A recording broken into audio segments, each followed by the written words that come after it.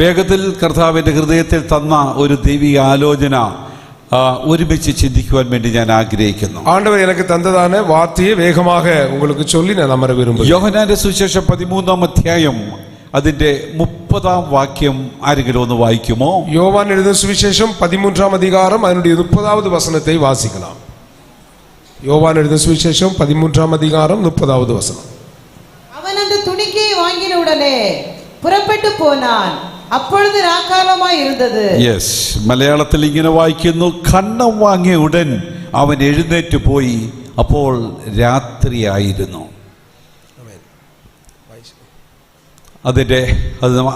അത് തന്നെയാണല്ലോ നാം വായിച്ചത്. യോഹന്നാന്റെ സുവിശേഷം 13-ാം അധ്യായം എന്ന് പറയുന്നത് നമ്മുടെ വാഴ്ത്തപ്പെട്ട കർത്താവിൻ്റെ സ്നേഹത്തിൻ്റെ പ്രവൃത്തിയെ വിവരിക്കുന്ന ഒരധ്യായമാണ്. யோவான் 13-ஆம் அதிகாரம் மகிமைப்படுத்தப்பட்டதான நம்முடைய ஆண்டவருடைய கிரியைகளை விளக்குகிறதான ஒரு அதிகாரமாயிருக்கு. 14, 15, 16 അധ്യായങ്ങൾ നാം പഠിച്ചാൽ നമുക്ക് മനസ്സിലാക്കുവാൻ കഴിയും അതൊരു സ്നേഹത്തിന്റെ പ്രഭാഷണമായിരുന്നു. 13, 14, 15 ஆகிய அதிகாரங்களை நான் வாசிக்கும் போது அது அன்பின் ஒரு நதியை போன்று இருக்கிறதை பார்க்க முடியும். 17-ാം അധ്യായത്തിൽ ഒരു സ്നേഹത്തിന്റെ പ്രാർത്ഥന നമുക്ക് കാണുവാൻ കഴിയും. 17-ஆம் அதிகாரத்திலே அன்பின் ஜெபத்தை நாம் பார்க்க முடியும். അതിന്റെ 20-ാം വാക്യം ഒന്ന് വായിക്കൂ. 17-ന്റെ 20. 17-ஆம் அதிகாரம் 20வது வசனத்தை வாசிக்கலாம். நான் இவர்களுக்காக வேண்டிக் கொள்ளுகிறதும் அல்லாமல் இவர்களுடைய வார்த்தையினால் என்னை விசுவாசிக்கிறவர்களுக்காகவும் வேண்டிக் கொள்ளுகிறேன். ഇവർക്ക് വേണ്ടി മാത്രമല്ല, ഇവരുടെ വചനത്താൽ എന്നിൽ വിശ്വസിപ്പാനിരിക്കുന്നവർക്ക് വേണ്ടിയും ഞാൻ അപേക്ഷിക്കുന്നു എന്ന് കർത്താവ് പറഞ്ഞത് നമുക്ക് വേണ്ടിയൂടെ ഇന്നിവിടെ ആയിരിക്കുന്ന നമ്മെ ഓരോരുത്തരെയുമായിരുന്നു ആ പ്രാർത്ഥനയിൽ അന്ന് വഹിച്ചത് എന്നുള്ളത് നാം ഒരിക്കലും മറക്കരുത്. ഞാൻ ഇവர்களுக்காக வேண்டிக் கொள்ளுகிறதும் அல்லாமல் இவர்களுடைய வார்த்தையினால் என்னை விசுவாசிக்கிறவர்களுக்காக வேண்டிக் கொள்ளுகிறேன் என்று ஆண்டவர் சொன்னது நம்மையும் நினைத்து கொண்டுதான் ஆண்டவர் இந்த ஜெபத்தை ஏறெடுத்திருக்கிறார். 13:30 നാം വായിച്ചു, കണ്ണം വാങ്ങിയ ഉടൻ അവൻ എഴുന്നേറ്റ് പോയി, അപ്പോൾ രാത്രിയായിരുന്നു.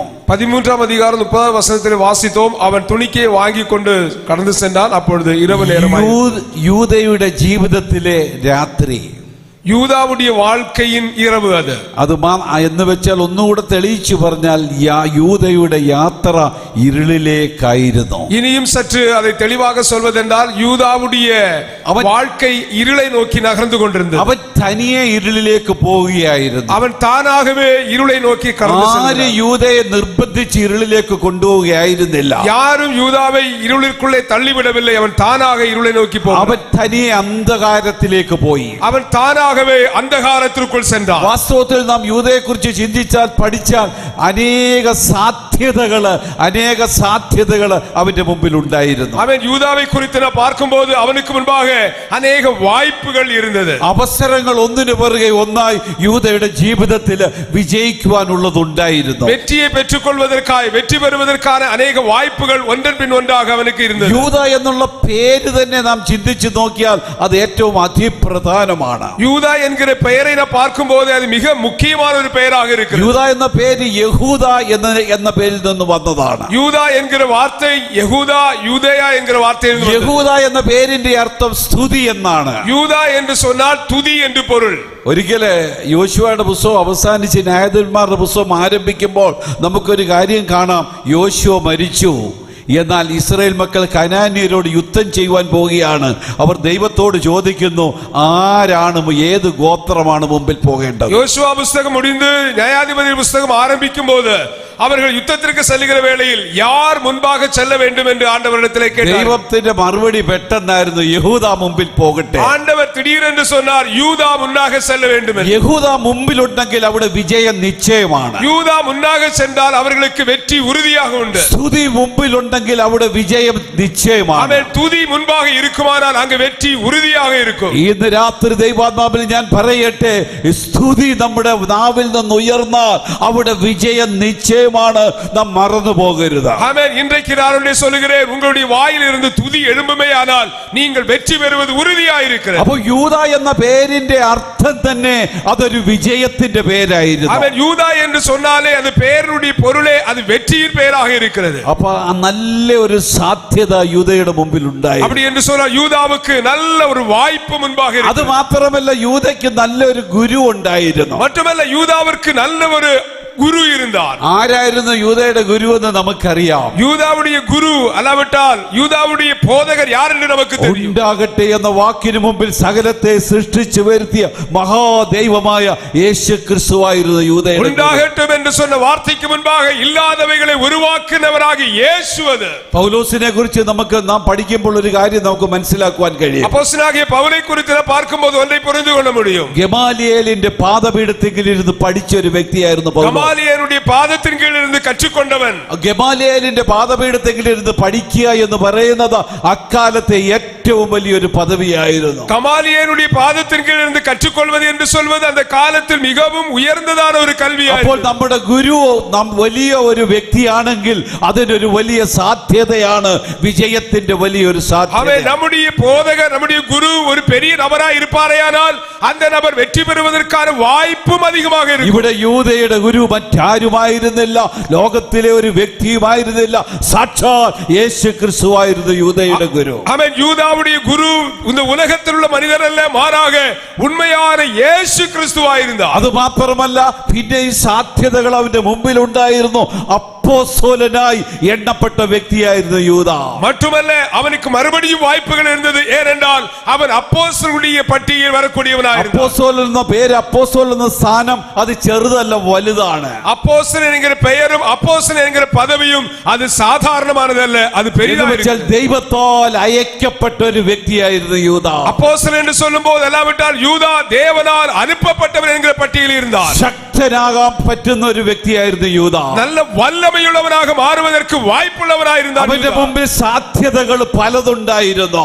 അവനുക്ക് മുൻപാக അനേക വായ്പകൾ ഇരുന്നത്. ജയിക്കുവാനുള്ള സാധ്യതകൾ എല്ലാം അവന്റെ മുമ്പിൽ ഉണ്ടായിരുന്നു. വെற்றி பெறுவதற்கான എല്ലാ വഴികളും അവനുക്ക് മുൻപായിരുന്നു. മാത്രമല്ല, നല്ല ചില സ്നേഹിതര് യൂദയ്ക്കുണ്ടായിരുന്നു. மட்டுமல்ல, யூதாவுக்கு நல்ல நண்பர்கள் இருந்தார்கள். ഒരാൾ എങ്ങനെയുള്ളവരാണെന്ന് മനസ്സിലാക്കണമെങ്കിൽ അവന്റെ സ്നേഹിതരാരാണെന്ന് കണ്ടുപിടിക്കണം. അവരെ പറ്റി അറിந்து கொள்ள வேண்டுமேயானால் அந்த நபருடைய நண்பன் யார் என்பதை அறிந்து கொண்டால் அவரை அறிந்து கொள்ள முடியும். ഇവിടെ യൂദയുടെ സ്നേഹിതന്മാര് പത്രോസ്, യാക്കോബ് തുടങ്ങിയ ശക്തന്മാരായിരുന്നു. இங்கே யூதாவுடைய நண்பர்கள் யார் என்றால் பேதுரு, யாக்கோபு என்கிற அந்த அப்போஸ்தலர்கள் இருந்தார்கள். എന്ന് വെച്ചാൽ ഏറ്റവും അനുഗ്രഹിക്കപ്പെട്ട സ്നേഹിതന്മാരുടെ ഒരു ഗണം തന്നെ തനിക്കുണ്ടായിരുന്നു. ஏனென்று சொன்னால் இந்த யூதாவுக்கு அவனை நேசிக்கக்கூடிய ஒரு கூட்டம் நண்பர்கள் இருந்தார்கள். അത് മാത്രമല്ല, ശിഷ്യന്മാരിൽ ഏറ്റവും സാമർത്ഥ്യമുള്ള സമർത്ഥനായ പഠിപ്പുള്ള വ്യക്തിയായിരുന്നു യൂദ. மட்டுமல்ல, நல்ல திறமையுள்ள நல்ல கல்வியுள்ள நபராய், கல்வி அறிவுள்ள நபராய் இருந்தார் இந்த யூதா. യേശുവിന്റെ ശിഷ്യന്മാർ പലരും ചുങ്കക്കാര്, മുഖവര്, സമൂഹത്തിൽ താണ നിലയിലുള്ള ആൾക്കാരായിരുന്നപ്പോൾ അക്കൂട്ടത്തിൽ ഏറ്റവും പാണ്ഡിത്യമുള്ള പഠിത്തമുള്ള വ്യക്തിയായിരുന്നു യൂദ. യേശു ക്രിസ്തുവിന്റെ ശിഷ്യர்களில் അവൻ അനേകരും ആയക്കാരர்களும் மீன் பிடிக்கிறவர்களுமாய் இருந்தபோது நல்ல கல்வி அறிவுள்ள நல்ல படிப்பறிவுள்ள நபராக இந்த யூதா காணப்பட்டார். നല്ല വിദ്യാഭ്യാസമുള്ള നല്ല ഒരു അക്കൗണ്ടന്റ് ആയിരുന്നു യൂദ എന്ന് നമുക്ക് വേണമെങ്കിൽ പറയാം. நல்ல கல்வி அறிவுள்ள நல்ல ஒரு അക്കൗണ്ടന്റാக இந்த യൂദാ കാണപ്പെട്ടാർ. മറിയ തൈലം പൂശിയപ്പോൾ അതിന്റെ സ്മെല്ല് മനസ്സിലാക്കി വില കൽപ്പിച്ച വ്യക്തിയായിരുന്നു യൂദ. ആമേൻ. മറിയാൾ യേശുവിന്റെ പാദത്തിൽ തൈലക്കുപ്പിയെ ഉടൈത്ത് ഊറ്റിനപോது அதனுடைய மணத்தை நுகர்ந்து அதனுடைய விலை மதிப்பிட்டவன் അത് இந்த യൂദാ. മാത്രമല്ല, മഹാപുരോഹിതന്മാരോട് വില പേശിയ വ്യക്തിയായിരുന്നു യൂദ. மட்டுமல்ல, ആമേൻ, പ്രധാന ആസാരികളോട് വില പേശിനവൻ இந்த യൂദാ. അക്കാലത്ത് മഹാപുരോഹിതന്മാരുടെ സ്ഥാനം ചെറുതല്ല, ഏറ്റവും വലിയ സ്ഥാനമായിരുന്നു. அன்றைக்குள்ள நாட்களில் இந்த பிரதான ஆசாரிகள் என்கிற அந்த பட்டம் அது சாதாரணமானதல்ல, மிகவும் உயர்ந்த ஒரு ஸ்தானமாயிருந்தது. സംഘത്തിന്റെ അധ്യക്ഷനായിരുന്നു മഹാപുരോഹിതൻ. സെനഗരീബ് സംഘത്തിനുடைய தலைவராக இந்த மகாபிரதான ஆசாரியர்கள் காணப்பட்டார்கள். അവരുടെ അരികിൽ പോലും ചെന്ന് നിൽക്കുവാൻ പലരും മടിക്കുമായിരുന്നു. அவருடைய அருகில் போய் நிற்பதற்கு கூட அநேகர் பயப்படுவார்கள். അവരോട് വില പേശിയ വ്യക്തിയായിരുന്നു യൂദ. அவர்களோடு விலை பேசின நபர் இந்த யூதா. യൂദ എന്തെല്ലാം തന്റെ ജീവിതത്തിൽ നേരിൽ കണ്ടോ? இந்த யூதா எவைகளை எல்லாம் தன்னுடைய கண்களால் நேரடியாக ഏതെല്ലാം അത്ഭുതങ്ങളും അടയാളങ്ങളും വ്യക്തമായി നേരിൽ കണ്ട വ്യക്തിയായിരുന്നു യൂദ. ஆமென். ஆமென். இவன் தன்னுடைய வாழ்க்கையில் அற்புதங்களை அடையாளங்களை நேரடியாக பார்த்தவர். മരിച്ചവരെ ഉയർപ്പിച്ച കാഴ്ച വ്യക്തമായി കണ്ട വ്യക്തി. மரித்தவர்களை உயிரோடு எழுப்பினதை தன்னுடைய சொந்த கண்களால் கண்டவர். അനേക രോഗികളെ സൗഖ്യമാക്കുന്നത്, அநேக வியாதிஸ்தர்களை குணமாக்குகிறது, അനേക ഭൂതങ്ങളെ പുറത്താക്കുന്നത്, அநேக பிசாசுகளை துரத்துகிறது, അത്ഭുതങ്ങളും അടയാളങ്ങളും കണ്ട് നേരിൽ കണ്ട വ്യക്തി. அற்புதங்களை அற்புதங்களையும் அடையாளங்களையும் தன்னுடைய சொந்த கண்களால் நேரடியாக பார்த்தவர். കാറ്റിനെയും കടലിനെയും വാക്കുകൾ കൊണ്ട് പിടിച്ചു നിർത്തുന്ന കാഴ്ച വ്യക്തമായി കണ്ട വ്യക്തി. காற்றையும் கடலையும் தன்னுடைய வார்த்தையினால் கட்டுப்படுத்துகிறதை தன்னுடைய சொந்த கண்ணால் பார்த்தவர். ഒരു ദീർഘമായ പട്ടികകൾ പറയുവാനുണ്ട്. இப்படி ஒரு நீண்ட பட்டியலை சொல்ல முடியும். എന്നാൽ അതിന് നടുവിലും സാത്താൻ അവനിൽ പ്രവേശിച്ചു. ஆனால் இதன் நடுவிலேயும் சாத்தான் அவனை சோதித்தான். യേശു അവനെ ഇരുളിലേക്ക് തള്ളിവിട്ടതല്ല, അവൻ തനിയെ ഇരുളിലേക്ക് പോയി. இயேசு அவனை இருளுக்குள் தள்ளிவிடவில்லை, மாறாக அவன் தானாகவே இருளிലേക്ക് എത്ര അവസരങ്ങൾ ജീവിതത്തിൽ ലഭിച്ചിട്ടോ അവസരത്തെ തള്ളിക്കളഞ്ഞ് അവസരത്തെ പാഴാക്കി കളഞ്ഞ വ്യക്തിയായിരുന്നു യൂദാ എന്നുള്ളത്. எத்தனையோ வாய்ப்புகள் அவருடைய வாழ்க்கையில் கிடைத்திருந்தும் அந்த வாய்ப்புகளை எல்லாம் இழந்துவிட்டு அவைகளை தள்ளிவிட்டார் அவர் இந்த யூதாஸ். ഇത് രാത്രി ദൈവസന്നിധിയിലായിരിക്കുന്ന പ്രിയപ്പെട്ടവരോട് ഞാൻ ഓർപ്പിക്കട്ടെ, ദൈവം നമ്മുടെ ജീവിതത്തിൽ ചില അവസരങ്ങൾ തരുമ്പോൾ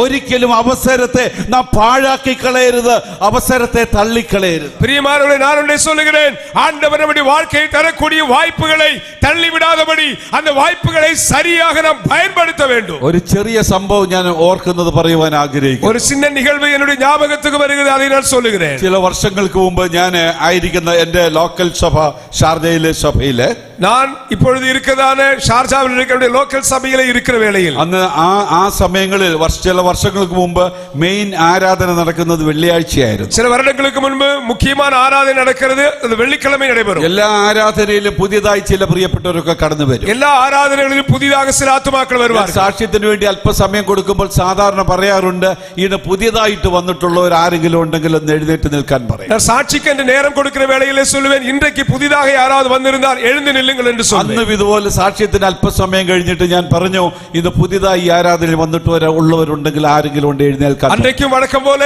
இன்றைக்கு புதிதாக யாராவது வந்திருக்கிறீர்களானால் எழுந்து வாருங்கள் என்று நான் சாட்சிக்கு அப்புறம் சொன்னேன். ആ സമയത്ത് 2-3 പേര് പെട്ടെന്ന് എഴുന്നേറ്റു. அப்பொழுது 2-3 பேர் வேகமாக எழுந்தார்கள். പറഞ്ഞു, കൂടുതൽ സാക്ഷ്യം പറയണമെന്നില്ല, നിങ്ങളുടെ പേരും സ്ഥലവും പറഞ്ഞിട്ട് നിങ്ങൾക്ക് ഇരിക്കാമെന്ന് പറഞ്ഞു. நான் நீங்கள் அதிகமாக சாட்சி சொல்ல வேண்டாம், உங்களுடைய பெயரை சொல்லிவிட்டு அமர சொன்னேன். അതിൽ അവസാനമായി ഒരാൾ എഴുന്നേറ്റ് നിന്നിട്ട് പറഞ്ഞു, എനിക്ക് 1-2 വാക്കുകൾ പറയാനുണ്ടെന്ന്. அதிலே கடைசியாக ஒருவர் சொன்னார், எனக்கு 1-2 வாக்குகள் சொல்வதற்கு வாய்ப்பு வேண்டும் என்று கேட்டார். അദ്ദേഹം പറഞ്ഞത്, ഞാനൊരു കത്തോലിക്ക ബാക്ക്ഗ്രൗണ്ടിൽ പെട്ട വ്യക്തി. அவர் சொன்னார், நான் ஒரு கத்தோலிக்க பின்னணியத்தை ഞാൻ சார்ந்தவர். ഇതുവഴി നടന്നു പോയപ്പോൾ ഇതിന്റെ പാട്ടും കാര്യങ്ങളൊക്കെ കേട്ട് ഞാൻ ഇത് ഇങ്ങോട്ട് കയറി വന്നു. நான் இந்த வழியா நடந்து போகிற வேளையிலே பாட்டு சத்தத்தை கேட்டு நான் உள்ளே வந்தேன். അങ്ങനെ ഞാൻ ഈ ആരാധനാലയത്തിലേക്ക് വന്നു. அப்படிதான் இந்த ஆராதனைக்குள்ளே வந்தேன். എന്റെ ജീവിതത്തിൽ ആദ്യമായിട്ടാണ് ഒരു ബെന്തക്കോസ് ആരാധനയിൽ ഞാൻ என்னுடைய வாழ்க்கையில் முதல் முறையாக நான் பெந்தேகோஸ்தே ஆராதனைக்கு വന്നപ്പോൾ എനിക്ക് ഒരു അല്പം സന്തോഷം തോന്നി. இங்கே வந்தபோது எனக்கு சற்று சந்தோஷம் உண்டானது. നിങ്ങൾ എനിക്ക് വേണ്ടി പ്രാർത്ഥിക്കണമെന്ന് പറഞ്ഞു. நீங்கள் எனக்காக ஜெபிக்க வேண்டும் என்று கேட்டுக்கொண்டார். പ്രതിസന്ധിയിലൂടെ കടന്നു പോകുന്ന ഒരു വ്യക്തിയാണ്. நாங்கள் இப்பொழுது அதிகமான நெருக்கத்தின் வழியாக கடந்து சென்று கொண்டிருக்கிறோம். ഞാൻ പറഞ്ഞു, ഞാൻ ആ സമയത്ത് പറഞ്ഞു, സാധാരണ പുതിയതായിട്ട് വരുന്നവർ പോകാൻ നേരത്ത്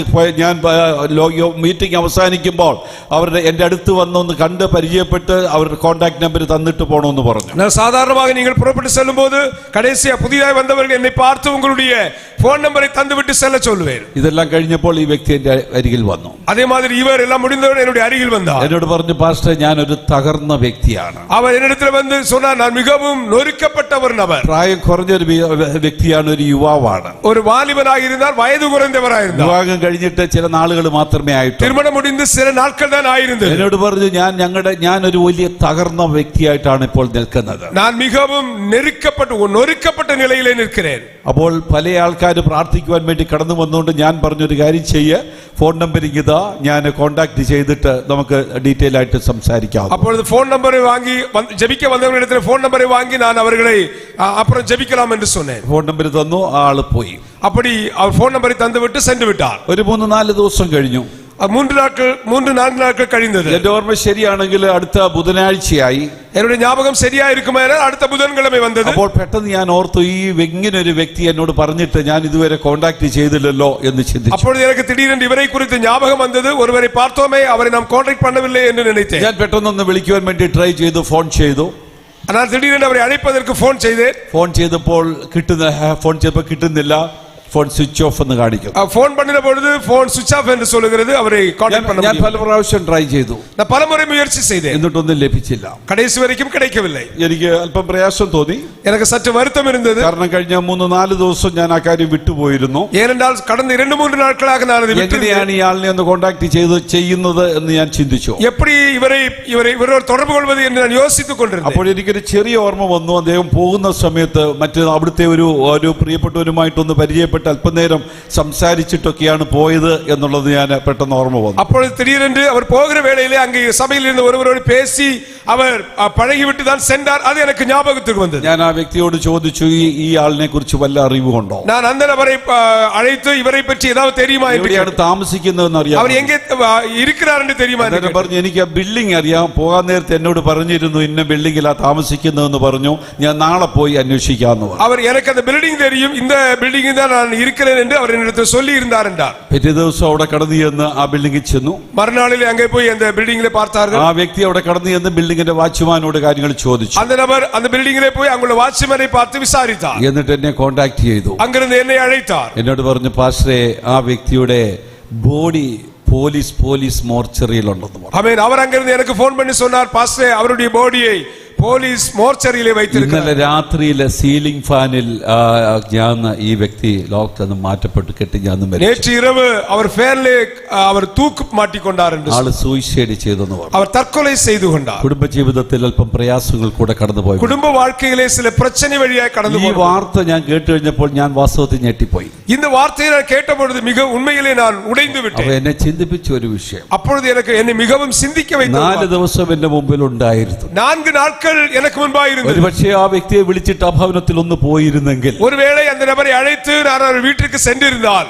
ആ ഭവനത്തിൽ കടന്നു പോയിരുന്നെങ്കിൽ ഇത് സംഭവിക്കുകയില്ലായിരുന്നു. நான் அந்த வீட்டுக்கு சென்றிருந்தால் இது நடக்காமல் இருந்திருக்கலாம். എനിക്ക് വലിയൊരു കുറ്റബോധം തോന്നി. எனக்கு பயங்கரமான ஒரு குற்றபோதம் ആ വ്യക്തിയുടെ മരണത്തിന് ഞാൻ ഉത്തരവാദിയല്ലേ? அந்த അവருடைய മരണത്തിற்கு நானும் ஒரு நபராய் விட்டேன். എന്ന് രാത്രി ദൈവസന്നിധിയിലായിരിക്കുന്ന പ്രിയപ്പെട്ട കർത്തദാസന്മാരോട് പ്രിയപ്പെട്ടവരോട് ഞാൻ ഓർപ്പിക്കട്ടെ, അവസരങ്ങൾ ദൈവം നമ്മുടെ ജീവിതത്തിൽ തന്നാൽ അതൊരിക്കലും നഷ്ടപ്പെടുത്തരുത്.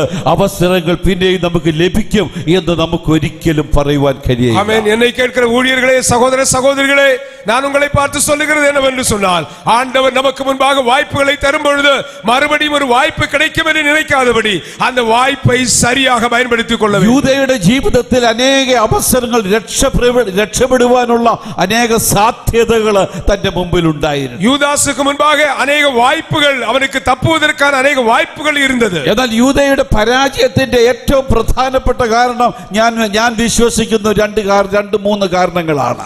யூதாசுடைய வாழ்க்கையிலே மிகவும் தோல்விக்கான காரணம் என்று நான் புரிந்து கொள்ளுகிறது 2-3 காரியம். അതിൽ ഏറ്റവും പ്രധാനപ്പെട്ടത് ദ്രവ്യാഗ്രഹമാണെന്ന് ഞാൻ വിശ്വസിക്കുന്നു. அதில் மிகவும் முக்கியமானது என்று சொல்வது பொருளாசை என்பதை சொல்லுகிறேன். ദ്രവ്യാഗ്രഹം യൂദയെ ഇരുളിലേക്ക് തള്ളി മാറ്റി. பொருளாசை அவனை இருளுக்குள்ளே தள்ளிவிட்டது. മറ്റേത് ദോഷങ്ങൾ ചെയ്താലും മടങ്ങി വരാം എന്ന് വചനം പറയുന്നു. வேறு எந்த தவறுகள் செய்தாலும் திரும்பி வருவதற்கு வாய்ப்பு இருக்கிறது என்று வேதம் சொல்லுகிறது. ദ്രവ്യാഗ്രഹ സകലവിധ ദോഷത്തിനും കാരണമല്ലോ എന്ന് തിമോഥെയോസിന്റെ ലേഖനത്തിൽ പൗലോസ് പറയുന്നു. ஆனால் பொருளாசை எல்லா தீமைக்கும் வேறாய் இருக்கிறது என்று அப்போஸ்தலனாகிய பவுல் தீமோத்தேயுவுக்கு எழுதுகிறார். അവിടെ നാം വായിക്കുന്നത് 6-ാം അധ്യായത്തിൽ നമുക്ക് ഇങ്ങനെ കാണുവാൻ കഴിയും. அங்கே நாம் வாசிக்கிறோம், தீமோத்தேயு எப்படி வாசிக்கிறோம்? ദ്രവ്യാഗ്രഹ സകലവിധ ദോഷത്തിന് കാരണമാണ്. பொருளாசை எல்லா தீமைக்கும் வேறாய் இருக்கிறது. എന്നിട്ട് അവിടെ താഴെ പറഞ്ഞിരിക്കുന്ന നീയോ ദൈവത്തിന്റെ മനുഷ്യനായുള്ളോവേ ഇത് വിട്ടോടുക.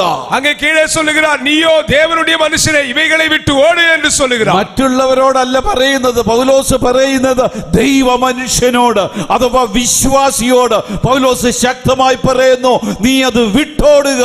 ஆமென். அப்போஸ்தலனாகிய பவுல் அவிசுவாசியை பார்த்து சொல்லவில்லை, விசுவாசியை பார்த்து சொல்லுகிறார், பண ஆசை எல்லா தீமைக்கும் வேறு, நீ இவைகளை விட்டு ஓடிவிடு என்று ഇന്ന് രാത്രി ദൈവാത്മാവിൽ ഞാൻ വിളിച്ചു പറയട്ടെ, അത് വിട്ടോടുക. அவர் இன்று நான் பரிசுத்தாவி நிறைந்து சொல்லுகிறேன், அவைகளை விட்டு ஓட வேண்டும். അത് ദ്രവ്യം വേണ്ട എന്നല്ല ഞാൻ പറയുന്നത്. அதாவது பணம் வேண்டாம் என்று நான் சொல்லவில்லை. നമുക്ക് ജീവിക്കാൻ ആവശ്യവും അത്യാവശ്യമുള്ളതും വേണം. நமக்கு வாழ்வதற்கு தேவையானவைகள் வேண்டும். നമുക്ക് ഭവനം വേണം, കാര്യങ്ങൾ വേണം, സകലതും വേണം. நமக்கு வீடு வேண்டும், வாழ்வதற்கான எல்லாம் உண்டாக வேண்டும். എന്നാൽ അതിനു പുറകെ എങ്ങനെയെങ്കിലും ദ്രവ്യം ഉണ്ടാക്കണം എന്നുള്ള ആഗ്രഹത്തോടുള്ള ഓട്ടം ഇന്ന് രാത്രി അവസാനിപ്പിക്കുക. அவன் அதோடு நிறுத்திவிடாதபடி எப்படியாவது பணத்தை சம்பாதிக்க வேண்டும் என்று ஓடுகிற அந்த ஓட்டத்தை நிறுத்த வேண்டும். ഇവിടെ പരിശുദ്ധാത്മാവ് രേഖപ്പെടുത്തിയിരിക്കുക, അത് വിട്ടോടുക. ஆமென். அப்போ பரிசுத்தாவியானவர் சொல்லுகிறார் அவைகளை விட்டு ஓட வேண்டும். വിട്ടോടിയിട്ട് നാം പിന്തുടരേണ്ട പല കാര്യങ്ങൾ അവിടെ പറഞ്ഞിട്ടുണ്ട്. ആ പണ ആശയെ വിട്ടുവിട്ട് നാം എവൈകളെ പിന്തുടര வேண்டும் എന്ന് എന്നിട്ട് അവിടെ അവസാനിപ്പിച്ചിരിക്കുന്നത് വിശ്വാസത്തിന്റെ നല്ല പോർ പൊരുതുക, നിത്യജീവനെ പിടിച്ചുകൊള്ളുക.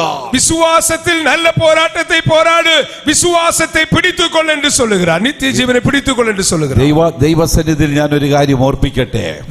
தேவனுடைய சமூகத்தில் நான் நினைப்பூட்ட விரும்புகிறேன். യൂദയുടെ ജീവിതത്തിലെ പരാജയത്തിന്റെ ഏറ്റവും അതിപ്രധാനമായിട്ടുള്ള ഒരു കാര്യം അത് ദ്രവ്യാഗ്രഹം തന്നെയായി. യൂദാസുடைய வாழ்க்கையில் தோல்விக்கு மிக முக்கியமான காரணம் பண ஆசையாகிய பொருளாசையாயிருக்கு. നമുക്ക് യോശുവയുടെ പുസ്തകം 7-ാം അധ്യായത്തിൽ ഒരു ആഖാനെ കുറിച്ച് നമുക്ക് കാണാം. യോശുവ പുസ്തകം 7-ാം അധികാരത്തിൽ ഒരു ആഖാനെ பார்க்கிறோம். അവര് വാഗ്ദത്ത കനാനിലേക്ക് യാത്ര ചെയ്തുകൊണ്ടിരിക്കുക യോശുവയും കൂട്ടരും. യോശുവോട് ചേർന്ന് യോശുവയും കൂട്ടത്താരും വാഗ്ദത്ത കാനാനെ നോക്കി പ്രയാണം ചെയ്തു. പല രാജ്യങ്ങളെ അവർ കീഴടക്കി, പല രാജ്യങ്ങളെ കീഴ്പ്പെടുത്തി, പല രാജാക്കന്മാരെ അവർ പൊരുത് കീഴടക്കി, പല രാജാക്കളെ അവർ കീഴ്പ്പെടുത്തി. യെരിഹോ കോട്ടയുടെ മുമ്പിൽ അവർ കടന്നു വന്നു. യെരിഹോ കോട്ടയ്ക്ക് മുൻപാകെ കടന്നു വന്നു. മാനുഷികമായി ചിന്തിച്ചാൽ അതിനെ തകർക്കുവാൻ ബുദ്ധിമുട്ടാണ്. ആമേൻ. മനുഷ്യർ பார்க்கிற விதமாய் பார்த்தால் அதை உடைக்க முடியாது. അത്ര ശക്തമായി പണിത യെരിഹോ കോട്ട, அவ்வளவு பலமாய் கட்டப்பட்டிருக்கிற പിടിച്ചടക്കുവാൻ കഴിയാത്ത യെരിഹോ കോട്ട, யாராலும் கட்டுப்படுத்த முடியாதது எரிகோ கோட்டை. എന്നാൽ നമുക്കറിയാം അവരുടെ ആരാധനയുടെ മുമ്പിൽ യെരിഹോ കോട്ട തകർന്നു വീണു. ആമേൻ. നമുക്ക് தெரியும் അവരുടെ ആരാധനയ്ക്ക് മുൻപാകെ എരികോ കോട്ടை ഇടിഞ്ഞു വീണു. ഇന്ന് രാത്രി ദൈവനാമത്തിൽ ഞാൻ വിളിച്ചു പറയട്ടെ, കുഞ്ഞേ, നിന്റെ ആരാധനയുടെ മുമ്പിൽ തകർന്നു വീഴാത്ത ഒരു കോട്ടയുമില്ല. ആമേൻ. സ്തോത്രം. ഞാൻ ഇன்றைக்கு ഒന്നേ சொல்லுகிறேன், உன்னுடைய ஆராதனைக்கு முன்பாக தகர்ந்து விடாத எந்த கோட்டையும் இல்லை. ശത്രു നിന്റെ മുമ്പിൽ ഉയർത്തിയിരിക്കുന്ന വെല്ലുവിളി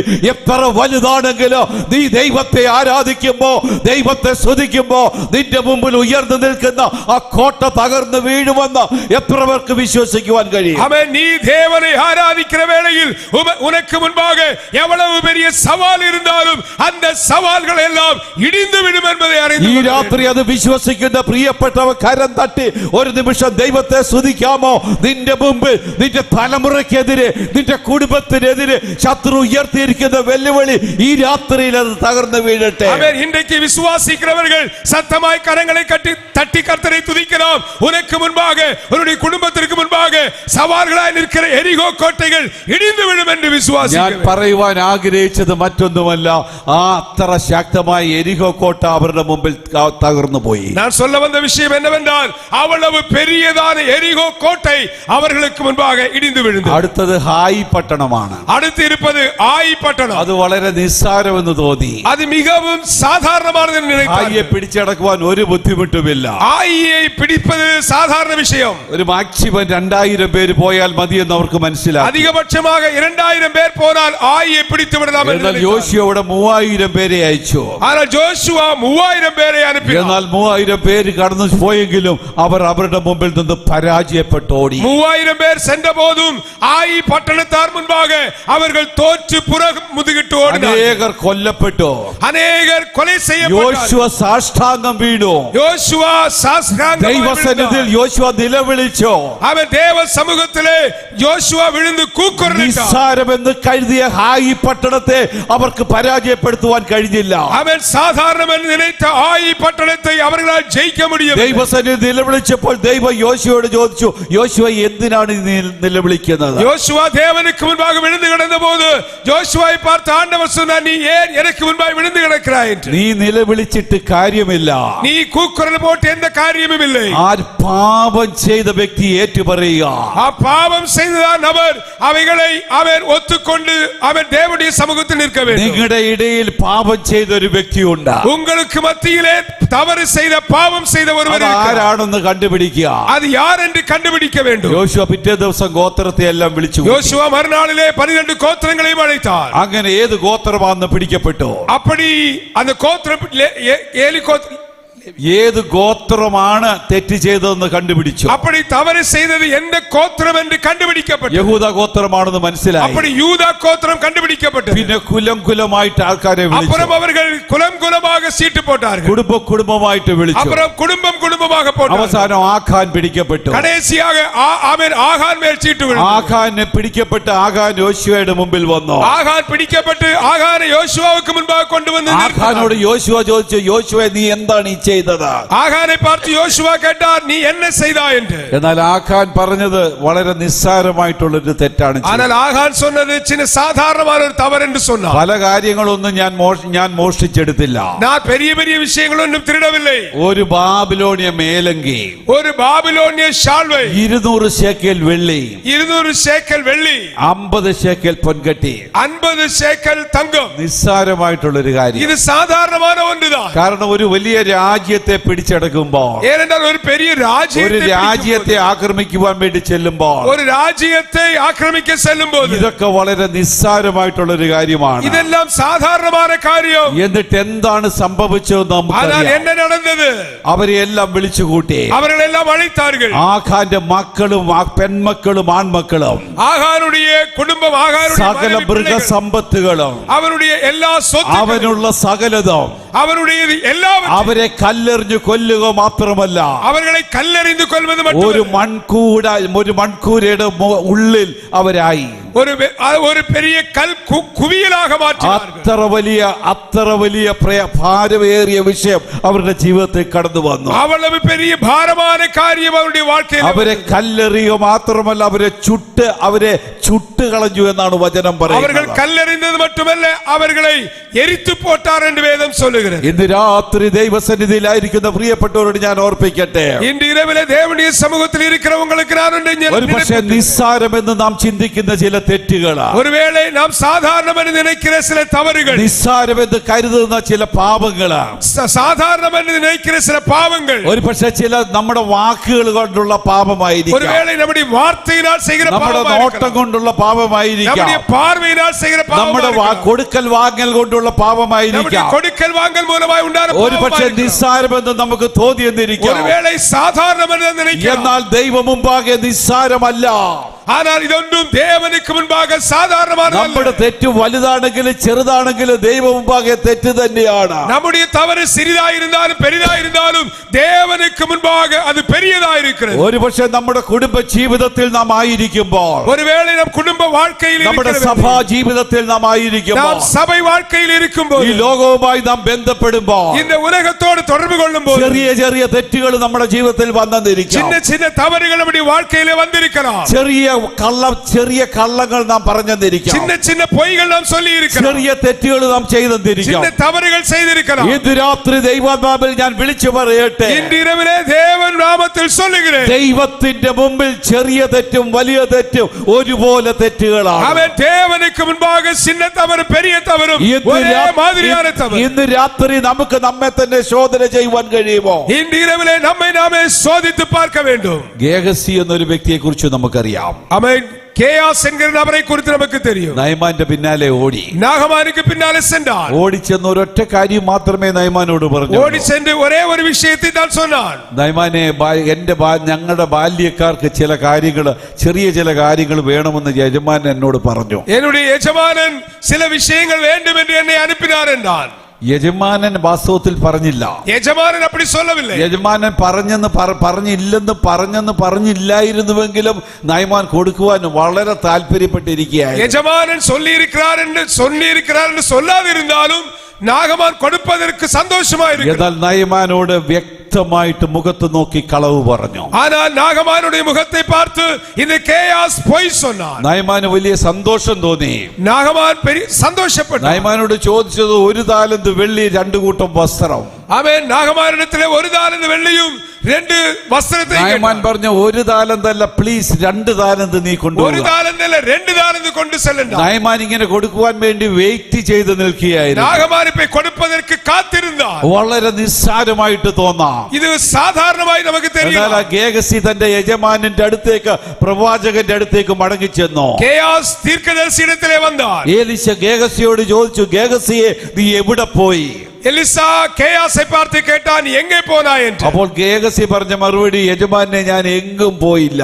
கேயாஸ் ஆமென் യജമാനനെ பார்த்து நான் எங்கும் செல்லவில்லை என்று ആ സമയത്തെങ്കിലും സത്യം തുറന്നു പറഞ്ഞാൽ മതിയായിരുന്നു. அந்த வேளையில் கேயாசே நீ உண்மையை சொல்லி இருக்கிறாய். ഏലിശയോട് പറഞ്ഞാൽ മതിയായിരുന്നു, ഏലിശേ എനിക്കൊരു തെറ്റ് പറ്റി. ஆமென். அந்த நேரத்தில் எலிசாவை பார்த்து நான் ஒரு தவறு செய்து ആ விட்டேன். നല്ല പ്രവാചകനോട് തന്റെ തെറ്റേറ്റു പറഞ്ഞാൽ മതിയായിരുന്നു. தீர்க்கதரிசியிடத்தில் தன்னுடைய தவறை ஒத்துக்கொண்டிருக்கிறார். എന്നാൽ അതിനു മുമ്പിൽ രണ്ടാമത് വീണ്ടും കള്ളം പറഞ്ഞു. ஆனால் கேயாஸ் மறுபடியும் போய் சொன்னார். നമുക്ക് എന്താ സംഭവിച്ചത് നമുക്കറിയാം. நமக்கு தெரியும் முடிவு என்ன. നയമാന്റെ കുഷ്ഠം തനിക്ക് മാത്രമല്ല തന്റെ സന്തതിക്കും ഉണ്ടായി എന്നാണ് വചനം പറയുന്നത്. നാഗമാനുடைய കുഷ്ഠരോഗം ആമേൻ കേയാസിക്ക് மட்டுமல்ல കേയാസുடைய സന്തതികൾക്കെല്ലാം വന്നത്. ഇന്ന് രാത്രി ദൈവാത്മാവിൽ ഞാൻ വിളിച്ചു പറയട്ടെ, ഇന്ന് ഇരവിലെ ദേവനുடைய നാമത്തിൽ ഞാൻ சொல்லுகிறேன். ഒരുപക്ഷേ നിസ്സാരമെന്ന് കരുതുന്ന ചില തെറ്റുകളാണ്, ഒരുവേളை സാധാരണമെന്ന് നിனைக்கிற ചില തവറുകൾ, നിസ്സാരമെന്ന് നാം ചിന്തിക്കുന്ന ചില പാപങ്ങൾ, സാധാരണമെന്ന് നിனைக்கிற നാം ചെയ്യുന്ന പാപങ്ങൾ. ഒരുപക്ഷേ നീ ഒരു ദൈവ പൈതലായിരിക്കാം, ഒരുവേളை നീ ഒരു ദേവനുடைய രക്ഷിക്കപ്പെട്ടവരായിരിക്കാം, സ്നാനപ്പെട്ടവരായിരിക്കാം, നീ രക്ഷിക്കപ്പെട്ട് ജ്ഞാനസ്നാനം എടുത്തിരിക്കണം. ഒരുപക്ഷേ ചില നിസ്സാര തെറ്റുകൾ എന്ന് നാം ചിന്തിക്കുന്ന തെറ്റുകൾ,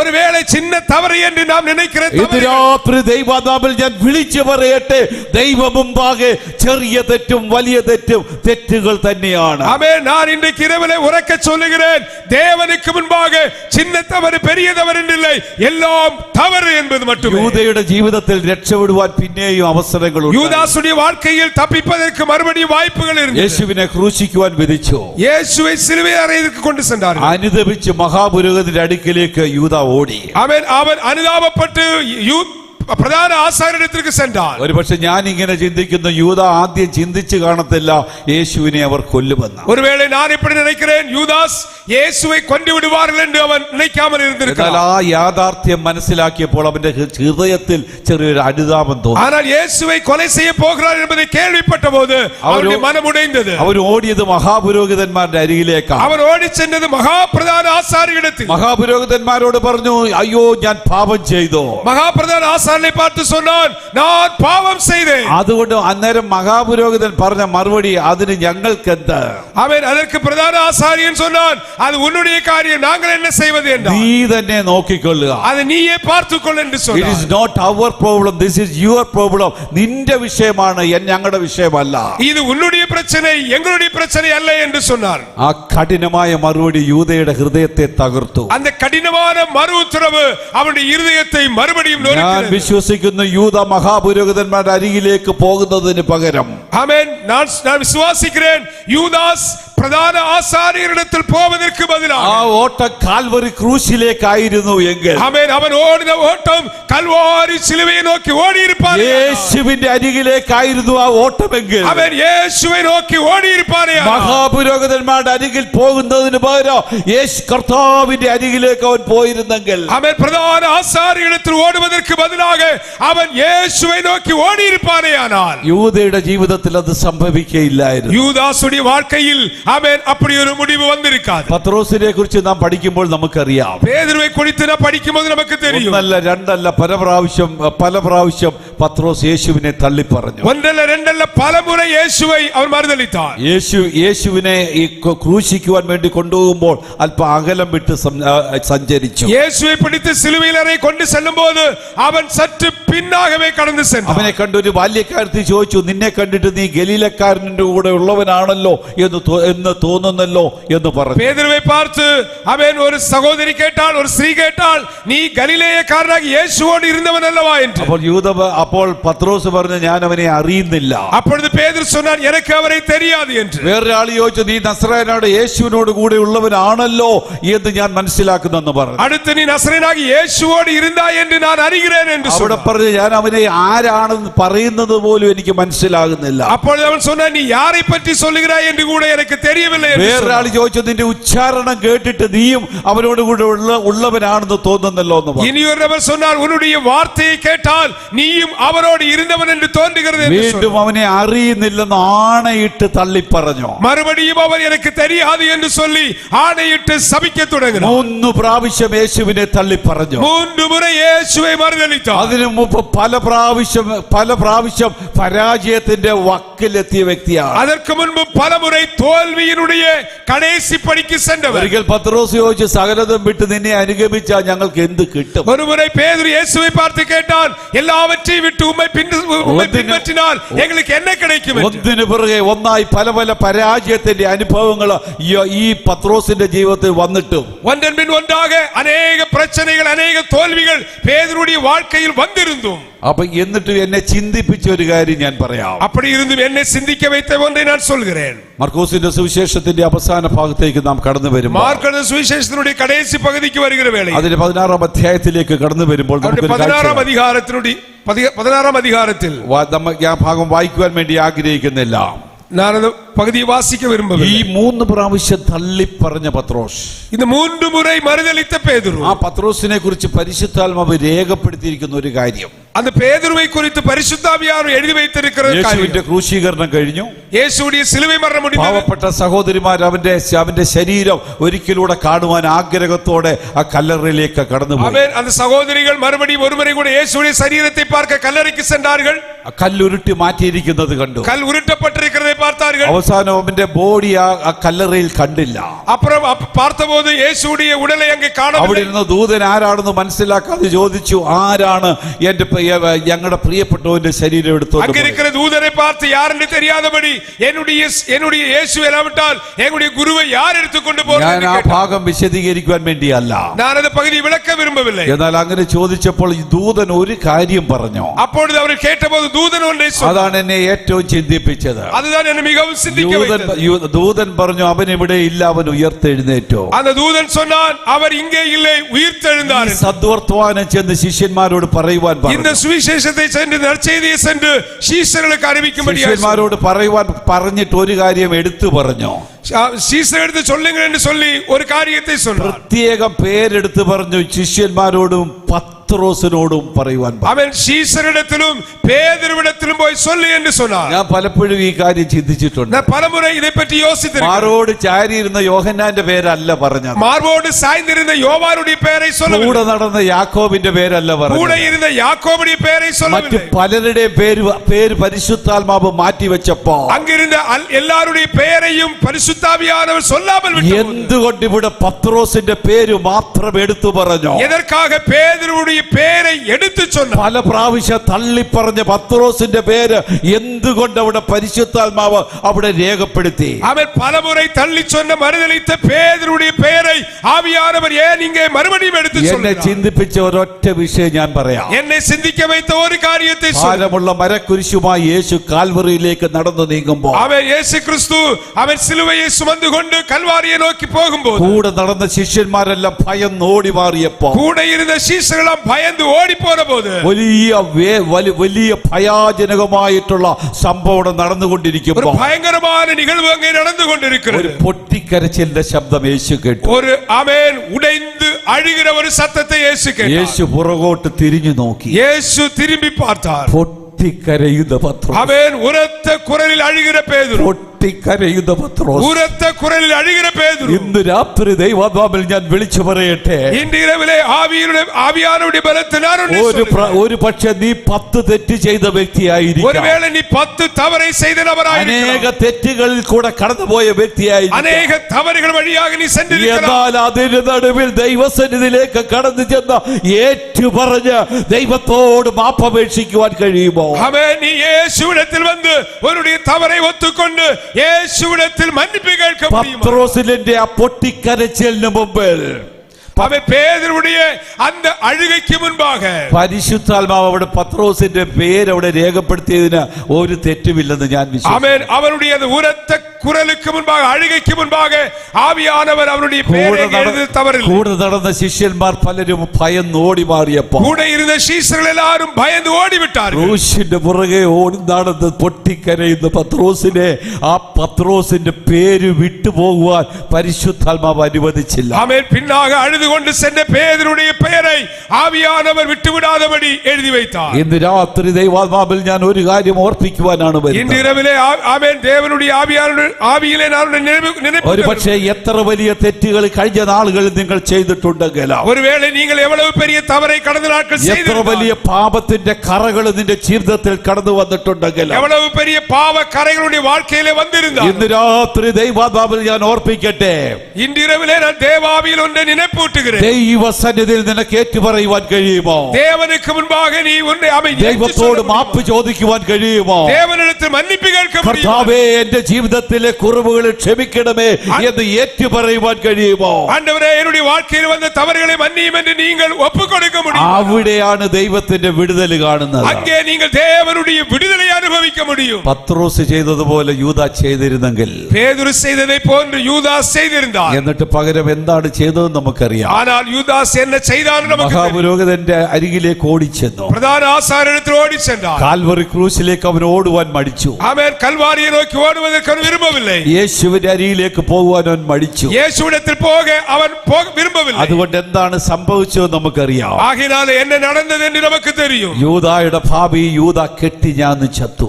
அவன் யூதாஸ் நான்கு கொண்டு மரித்து അവൻ போனான். തലകീഴായി താഴെ വീണു. அவன் தலைகீழாய் விழுந்தான். അവന്റെ കുടലെല്ലാം തെറിച്ചു പോയി. அவனுடைய குடல் உடைந்து போனது. എത്ര വേദനാജനകമായ അനുഭവം, எவ்வளவு வேதனைக்குரிய சம்பவம், എത്ര വേദനിക്കുന്ന അനുഭവം. எவ்வளவு வேதனைக்குரிய നമ്മുടെ காரியம். കർത്താവ് പറഞ്ഞു, അധ്വാനിക്കുന്നവരെ, ഭാരം ചുമക്കുന്നവരെ, நம்முடைய ஆண்டவராகிய இயேசு சொன்ன வருத்தப்பட்டு பாரம் சுமக்கிறவர்களே, അധ്വാനിക്കുന്നവരെ, ഭാരം ചുമക്കുന്നവരെ, வருத்தப்பட்டு பாரம் നിങ്ങൾ சுமக்கிறவர்களே, എങ്കിലേക്ക് വരുവീൻ, ഞാൻ നിങ്ങളെ ആശ്വസിപ്പിക്കാം. நீங்கள் என்னிடத்தில் வாருங்கள், நான் உங்களுக்கு இளைப்பாறுதல் ഇന്ന് தருவேன். രാത്രി ഇന്ന് രാത്രി നമ്മുടെ കർത്താവ് നിങ്ങളെയാണ് വിളിക്കുന്നത്. அவன் இன்று இரவிலே நம்முடைய ஆண்டவர் உங்களை அழைக்கிறார். അധ്വാനിക്കുന്നവരെ, ഭാരം ചുമക്കുന്നവരെ, வருத்தப்பட்டு பாரம் சுமக்கிறவர்களே, നിങ്ങൾ എങ്കിലേക്ക് വരുവീൻ, ഞാൻ നിങ്ങളെ ആശ്വസിപ്പിക്കാം. நீங்கள் என்னிடத்தில் வாருங்கள், நான் உங்களுக்கு இளைப்பாறுதல் தருவேன். അനുദപിച്ച ചിലരെ കുറിച്ച് വിശുദ്ധ വേദപുസ്തകം പറയുന്നു. பின்பற்றின சிலரை பற்றி வேதம் അതിൽ சொல்லுகிறது. ഒന്ന് രണ്ട് കാര്യങ്ങൾ പെട്ടെന്ന് ഓർപ്പിച്ചിട്ട് ഞാൻ അവസാനിപ്പിക്കുവാൻ ആഗ്രഹിക്കുന്നു. அதில் ஒன்று இரண்டு காரியங்களை வேகமாய் சொல்லிவிட்டு முடிக்க விரும்புகிறேன். അതിനകത്ത് ലൂക്കോസിന്റെ സുവിശേഷം 23-ാം അധ്യായത്തിൽ லூக்கா சுவிசேஷம் 23-ஆம் அதிகாரம் ക്രൂശീകരണവുമായി ബന്ധപ്പെട്ട ഒരു സംഭവമുണ്ട്. சிலுவை மரணத்தோடுள்ள தொடர்பிலே ஒன்றை അതിന്റെ சொல்லுகிறது. 39 മുതൽ 43 വരെയുള്ള ഭാഗങ്ങളാണ്. அதில் 31 முதல் 49 வரைയുള്ള ഞാൻ ആ வசனங்கள். ഭാഗമെല്ലാം വായിക്കുവാൻ ആഗ്രഹിക്കുന്നില്ല. நான் அந்த பகுதியெல்லாம் வாசிக்க എന്നാൽ விரும்புகிறேன். അവിടെ എഴുതിയിരിക്കുന്ന ഒരു വാക്യം മാത്രം വായിക്കണമേ. அங்கே ஒரு வசனத்தை மட்டும் வாசிக்க. ലൂക്കോസിന്റെ സുവിശേഷം 23-39 ഒന്ന് വായിക്കണമേ. அன்றையும் ஆ. சிலுவையில் அறையப்பட்டிருந்த குற்றவாளிகளில் ஒருவன், ஆ. நீ கிறிஸ்துவானால் ஆ.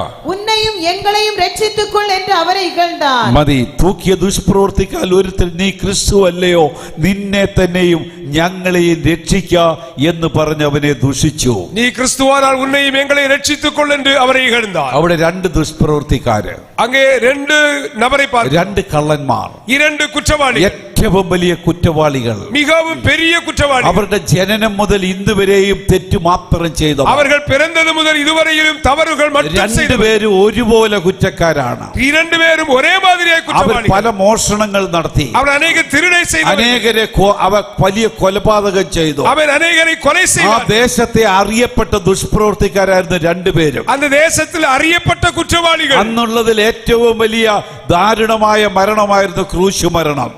அவர்கள் அன்றைக்கு மிகவும் கொடூரமான மரணம் சிலுவை ഏറ്റവും மரணமாயிருந்தது. കുറഞ്ഞത് 6 മണിക്കൂർ അതിവേദന സഹിച്ചുള്ള മരണം. 6 மணி நேரம் சிலுவையில் வேதனை சகித்துக் கொண்டு மரிக்க ആ வேண்டும். വേദന സഹിച്ചുകൊണ്ടുള്ള മരണമാണ് അവിടെ സംഭവിക്കുന്നത്. அங்கே வேதனையை சகித்துக் கொண்டு மரிக்கிற மரணம் தான் அங்கே അവിടെ நடைபெறுகிறது. ഒന്ന് ശ്രദ്ധിക്കുക, നടുവിലെ ക്രൂശിൽ യേശു കിടക്കുകയാണ്. ஆமென். நடுவில் உள்ள சிலுவையில் இயேசு இருக்கிறார். രണ്ട് കള്ളന്മാർ രണ്ട് സൈഡിൽ. இரண்டு பக்கத்திலும் இரண்டு ഈ குற்றவாளிகள். രണ്ടുപേരും തമ്മിൽ ഒരു വ്യത്യാസവുമില്ല. இரண்டு பக்கத்திலும் இருக்கிறவர்களுக்கு எந்த வித்தியாசமும் അന്ന് இல்லை. വരെയുള്ള അവരുടെ ജീവിതത്തിൽ യാതൊരു വ്യത്യാസവുമില്ല. அன்று வரைக்கும் வாழ்க்கையிலும் எந்த അവർ வித்தியாசமும் இல்லை. ഒരുപോലെ ദുഷ്പ്രവർത്തിക്കാരായി ജീവിച്ചു. அவர்கள் ஒரே மாதிரி குற்றவாளிகளாய் துன்மார்க்கமாய் അവരുടെ வாழ்ந்தவர்கள். ജീവിതത്തിന്റെ അവസാനം വരെ ക്രൂശിൽ വരുന്നത് വരെ യാതൊരു വ്യത്യാസവുമില്ല. அவர்கள் சிலுவையில் அறையப்படுகிற வரையிலும் அவர் ரெண்டு பேருக்கும் எந்த வித்தியாசமும் இல்லை. ആ ക്രൂശിലേക്ക് വന്നപ്പോഴാണ് ഒരാൾക്ക് വ്യത്യാസമുണ്ടായത്. சிலுவையில் வந்தபோது ஒரு நபருக்கு மாற்றம் ആ உண்டானது. ദുഷ്പ്രവർത്തിക്കാൻ ഒരാൾ അവിടെ കിടന്ന് വിളിച്ചു പറഞ്ഞു, அந்த குற்றவாளியில் ஒருவன் சிலுவையில் இருந்து கொண்டு നീ சொன்னான், ദൈവപുത്രനാണെന്ന് പറയുന്നല്ലോ, നീ ക്രിസ്തുവാണല്ലോ. நீ தேவகுமாரன் என்று சொல்லுகிறாயே, நீ கிறிஸ்துவானா? അങ്ങനെയെങ്കിൽ നീ ആദ്യം നിന്നെ തന്നെ രക്ഷിക്കുക. முதலாவது உன்னை நீ ரட்சித்துக்கொள், പിന്നെ ഇറങ്ങി വന്ന് ഞങ്ങളെ രക്ഷിക്കുക. அப்புறம் எங்களை ரட்சித்துக்கொள். അവൻ കളിയാക്കി പരിഹസിച്ച് அவன் പറയുക. கேலி செய்து இந்த வார்த்தையை சொன்னான். അവൻ വിചാരിച്ചു ഈ ക്രൂശിൽ കിടക്കുന്ന വ്യക്തി നിസ്സഹായനായിട്ടുള്ള വ്യക്തിയാണ്.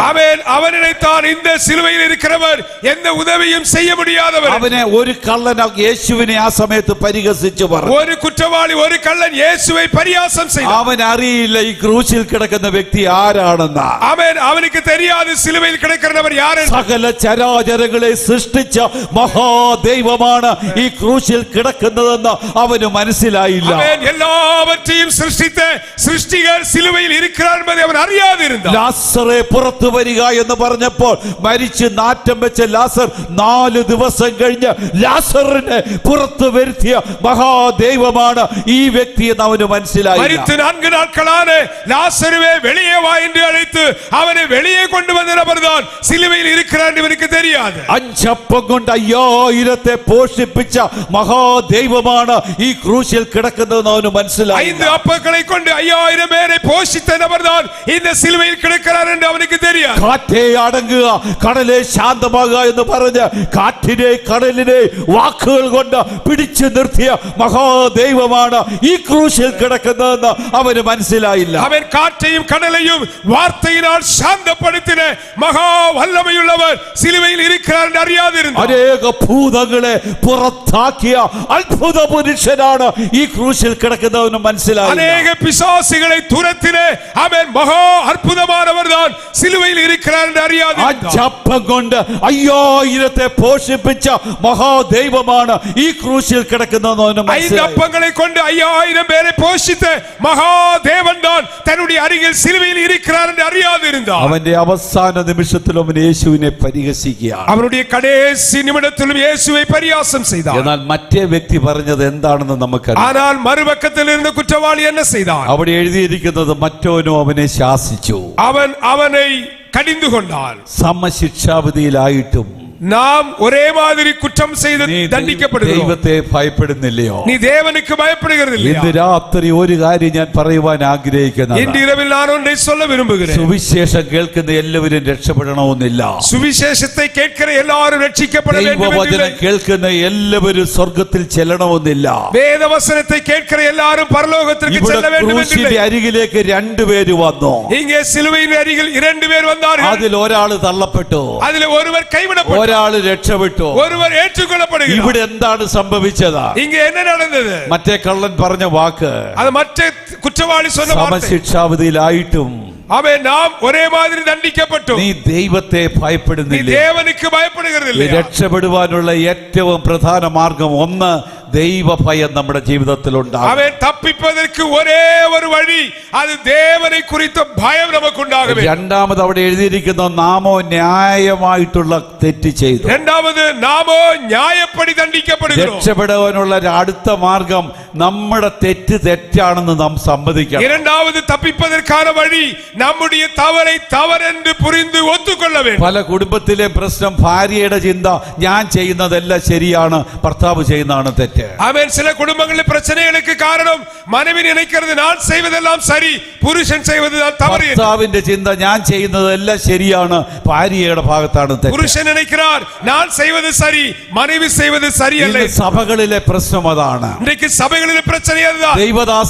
ദൈവദാസൻ ചെയ്യുന്നതെല്ലാം തെറ്റാണെന്ന് ചിലർ ചിന്തിക്കും. தேவதாசன் செய்கிறதெல்லாம் தவறு என்று சிலர் ഞാൻ நினைக்கிறார்கள். അധികം വിശദീകരിക്കുന്നില്ല. நான் அதை விளக்கவில்லை. ഒരു കാര്യം രക്ഷപ്പെടണമെങ്കിൽ ഒറ്റ കാര്യം ഞാൻ ചെയ്യേണ്ടി. ஆமென். நீ தப்பிக்க வேண்டுமானால் ஒன்றை மட்டும் செய். നമ്മുടെ തെറ്റ് നാം സമ്മതിക്കണം. நம்முடைய தவறை நாம் ஒத்துக்கொள்ள வேண்டும். മറ്റുള്ളവരെ അല്ല വിരൽ ചൂണ്ടേണ്ടത്. ஆமென். மற்றவர்களுக்கு நேராக விரல் சூண்டாமல், മറ്റുള്ളവരെ വിരൽ ചൂണ്ടുന്ന ദൈവം ആ കാര്യം നോക്കിക്കോളും. மற்றவர்களை சூண்டி காண்பிக்காமல் നമ്മുടെ തെറ്റ് നാം സമ്മതിക്കണം. நம்முடைய தவறை நாம் അപ്പോൾ ஒத்துக்கொள்ள അവിടെ வேண்டும். ഒന്നാമതായി നീ ദൈവഭയം ഉണ്ടാകണം. முதலாவது தேவ பயம் உண்டாக வேண்டும். രണ്ടാമതായി അവിടെ എഴുതിയിരിക്കുന്നു നാമോ ന്യായമായിട്ടുള്ള ശിക്ഷ നാം അനുഭവിക്കുന്നു, നാം പ്രവർത്തിച്ചതിന് തക്കതല്ലോ നമുക്ക് ലഭിക്കുന്നത്. இரண்டாவது நாமோ நியாயப்படி தண்டிக்கப்படுகிறோம், நாம் செய்த தவறுகளுக்கு ஏற்ற தண்டனை நமக்கு கொடுக்கப்பட்டிருக்கிறது. മൂന്നാമത് അവിടെ പറഞ്ഞിരിക്കുന്നതോ ഇവനോ അരുതാത്തതൊന്നും ചെയ്തില്ല. மூன்றாவது சொல்லப்பட்டிருக்கிறது இவரோ எந்த தவறும் செய்யவில்லை. യേശു പരിശുദ്ധനാണെന്ന് നാം മനസ്സിലാക്കിയ இயேசு கிறிஸ்து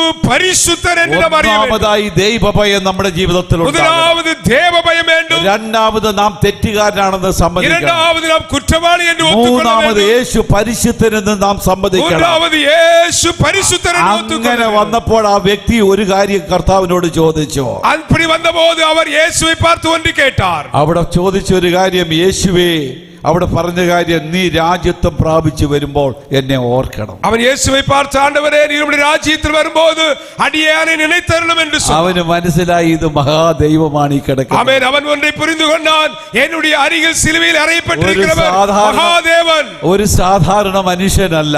இவர் ஒரு சாதாரண மனிதர் அல்ல. നീ രാജ്യത്വം പ്രാപിച്ചു വരുമ്പോൾ എന്നെ ഓർക്കണമേ. நீ ராஜ்யத்தில் வரும்போது என்னை நினைக்க வேண்டும். അപ്പോൾ കർത്താവ് പറഞ്ഞ മറുപടി, அப்பொழுது இயேசு சொன்ன வார்த்தை, അന്നല്ല ഇന്ന് നീ എന്നോടുകൂടെ പരദീസയിൽ. ஆமென். அன்றைக்கல்ல இன்றைக்கு நீ என்னோடு கூட ഇന്ന് രാത്രി பரதீசில். വചനം കേൾക്കുന്ന പ്രിയപ്പെട്ടവരോട് ദൈവനാമത്തിൽ ഞാൻ ഓർപ്പിക്കട്ടെ, இன்றிரவிலே வசனத்தை கேட்கிற தேவ பிள்ளைகளுக்கு நான் നീ ஒன்றை ദൈവത്തോട് நினைப்பூட்டுகிறேன். ഏറ്റു പറഞ്ഞാൽ അന്നല്ല ഇന്ന് രാത്രി നിന്റെ ജീവിതത്തിൽ മറുപടി ലഭിക്കുവാൻ நீ പോവുകയാണ്. தேவனிடத்தில் உன்னை ஒப்பு கொடுத்தால் அன்றைக்கல்ல இன்றைக்கு மாற்றம் உண்டாகும். ദൈവസന്നിധിയിൽ നീ ഏറ്റു പറഞ്ഞാൽ ഇന്ന് രാത്രി തന്നെ ദൈവം നിനക്ക് മറുപടി തരുവാൻ പോവുകയാണ്. தேவ சமூகத்தில் நீ ஒத்துக்கொண்டால் இன்றைக்கு உனக்கு மாற்றம் உண்டாகும். ഇന്ന് രാത്രി എത്ര പേർ അതിനു മുമ്പിൽ സമർപ്പിക്കുവാൻ കഴിയും? இன்று இரவிலே எத்தனை பேர் நீங்கள் ஆமென் സമർപ്പിக்க விரும்புகிறீர்கள்? ലൂക്കോസിന്റെ സുവിശേഷത്തിലെ ഒരു വ്യക്തിയെ കൂടെ പരിചയപ്പെടുത്തിയിട്ട് ഞാൻ അവസാനിപ്പിക്കാം. ലൂക്കാ എഴുതിയ സുവിശേഷത്തിൽ ഒരു നബരെ കൂടെ ஞாபகப்படுத்தி വിട്ട് ഞാൻ முடிக்கிறேன். 15-ാം അധ്യായത്തില് ഒരു അപ്പന്റെ ഇളയ മകനെ കുറിച്ച് പറഞ്ഞു. 15-ാം അധികാരത്തിൽ ഒരു തകപ്പനുടെ ഇളയ കുമാരനെ പറ്റി பார்க்கிறோம். നമ്മളൊക്കെ മുടിയ പുത്രനെന്നും ദൂർത്തു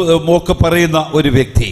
നാം എല്ലാവരും അവൻ കെട്ട കുമാരൻ എന്നും അവൻ ഇളയ കുമാരൻ എന്നും சொல்லுகிறவர். അവൻ അപ്പനോട് ചോദിച്ചു, അപ്പാ, എനിക്കുള്ള ഭാഗം എനിക്ക് തരാം. അവൻ തകപ്പനെ பார்த்து, என்னுடைய பங்கை எனக்கு தர வேண்டும் என்று അവന്റെ கேட்டார். ചോദ്യത്തിന് മുമ്പിൽ അപ്പനെല്ലാം സമ്മതിച്ചു. അവൻ കേൾക്കുമ്പോൾ തകപ്പൻ എല്ലാം ഒത്തുകൊണ്ടാൻ. അപ്പനെല്ലാം കൊടുത്തു. அப்படி எல்லாவற்றையும் கொடுத்தான். എന്നാൽ ചില ദിവസങ്ങൾ കഴിഞ്ഞു. ஆனால் சில நாட்கள் தாண்டினது. അവൻ അതുകൊണ്ട് പോയി വളരെ ധൂർത്തുപുത്രനായി അവൻ ജീവിച്ചു. அவன் அவைகளை கொண்டு சென்று மிக மோசமான வாழ்க்கை வாழ்ந்தான். സകലതും അവൻ നശിപ്പിച്ചു. எல்லாவற்றையும் இழந்தான். വേണ്ടാത്ത കൂട്ടുകെട്ടിലേക്ക് അവൻ പോയി. தேவையில்லாத கூட்டாளிகளோடு അവിടെ சேர்ந்தான். എഴുതിയിരിക്കുന്ന ദുർമാർഗത്തിലേക്ക് അവൻ പോയി. மிகவும் துன்மார்க்கமாய் வாழ்ந்தான். പോകണ്ടാത്ത വഴിയിലൂടെ അവൻ പോയി. போகக்கூடாத வழிகளில் எல்லாம் சென்றான். ഒരിക്കലും ചിന്തിക്കുവാൻ കഴിയാത്ത വഴിയിലൂടെ അവൻ പോയി. ஒரு நாளும் சிந்திக்க முடியாத வழிகளில் சென்றான். അവന്റെ ജീവിതത്തിൽ സകലത് തകർന്നവനായി. அவனுடைய வாழ்க்கையில் எல்லாம் போய் நொறுக்கப்பட்டவன். സകലത് നഷ്ടപ്പെട്ടു. எல்லாம் നഷ്ടമാனது. തന്റെ കൂട്ടുകാരെല്ലാം തന്നെ വിട്ടുമാറി. தன்னுடைய நண்பர்கள் எல்லாம் தன்னை விட்டு போனார்கள். അതുവരെ തന്നോട് കൂടെ നടന്നവരെല്ലാം അവനെ വിട്ടുമാറി. தன்னோடு நடந்தவர்கள் எல்லாரும் தன்னை விட்டு അവന്റെ போனார்கள். ജീവിതം വളരെ നിരാശാജനകമായി. அவருடைய வாழ்க்கை மிகவும் சோகமாய் மாறினது. മുന്നോട്ട് ഒരു സ്റ്റെപ്പ് വെക്കുവാൻ കഴിയാത്ത അവസ്ഥ. வாழ்க்கையில் ஒரு ஸ்டெப் கூட முன்னோட்டு வைக்க முடியாத நிலை ചെയ്യണമെന്ന് അറിയാതെ അവൻ ഭാരപ്പെട്ടു. என்ன செய்வதென்று അറിയാமல் வருத்தப்பட்டான். അവസാനം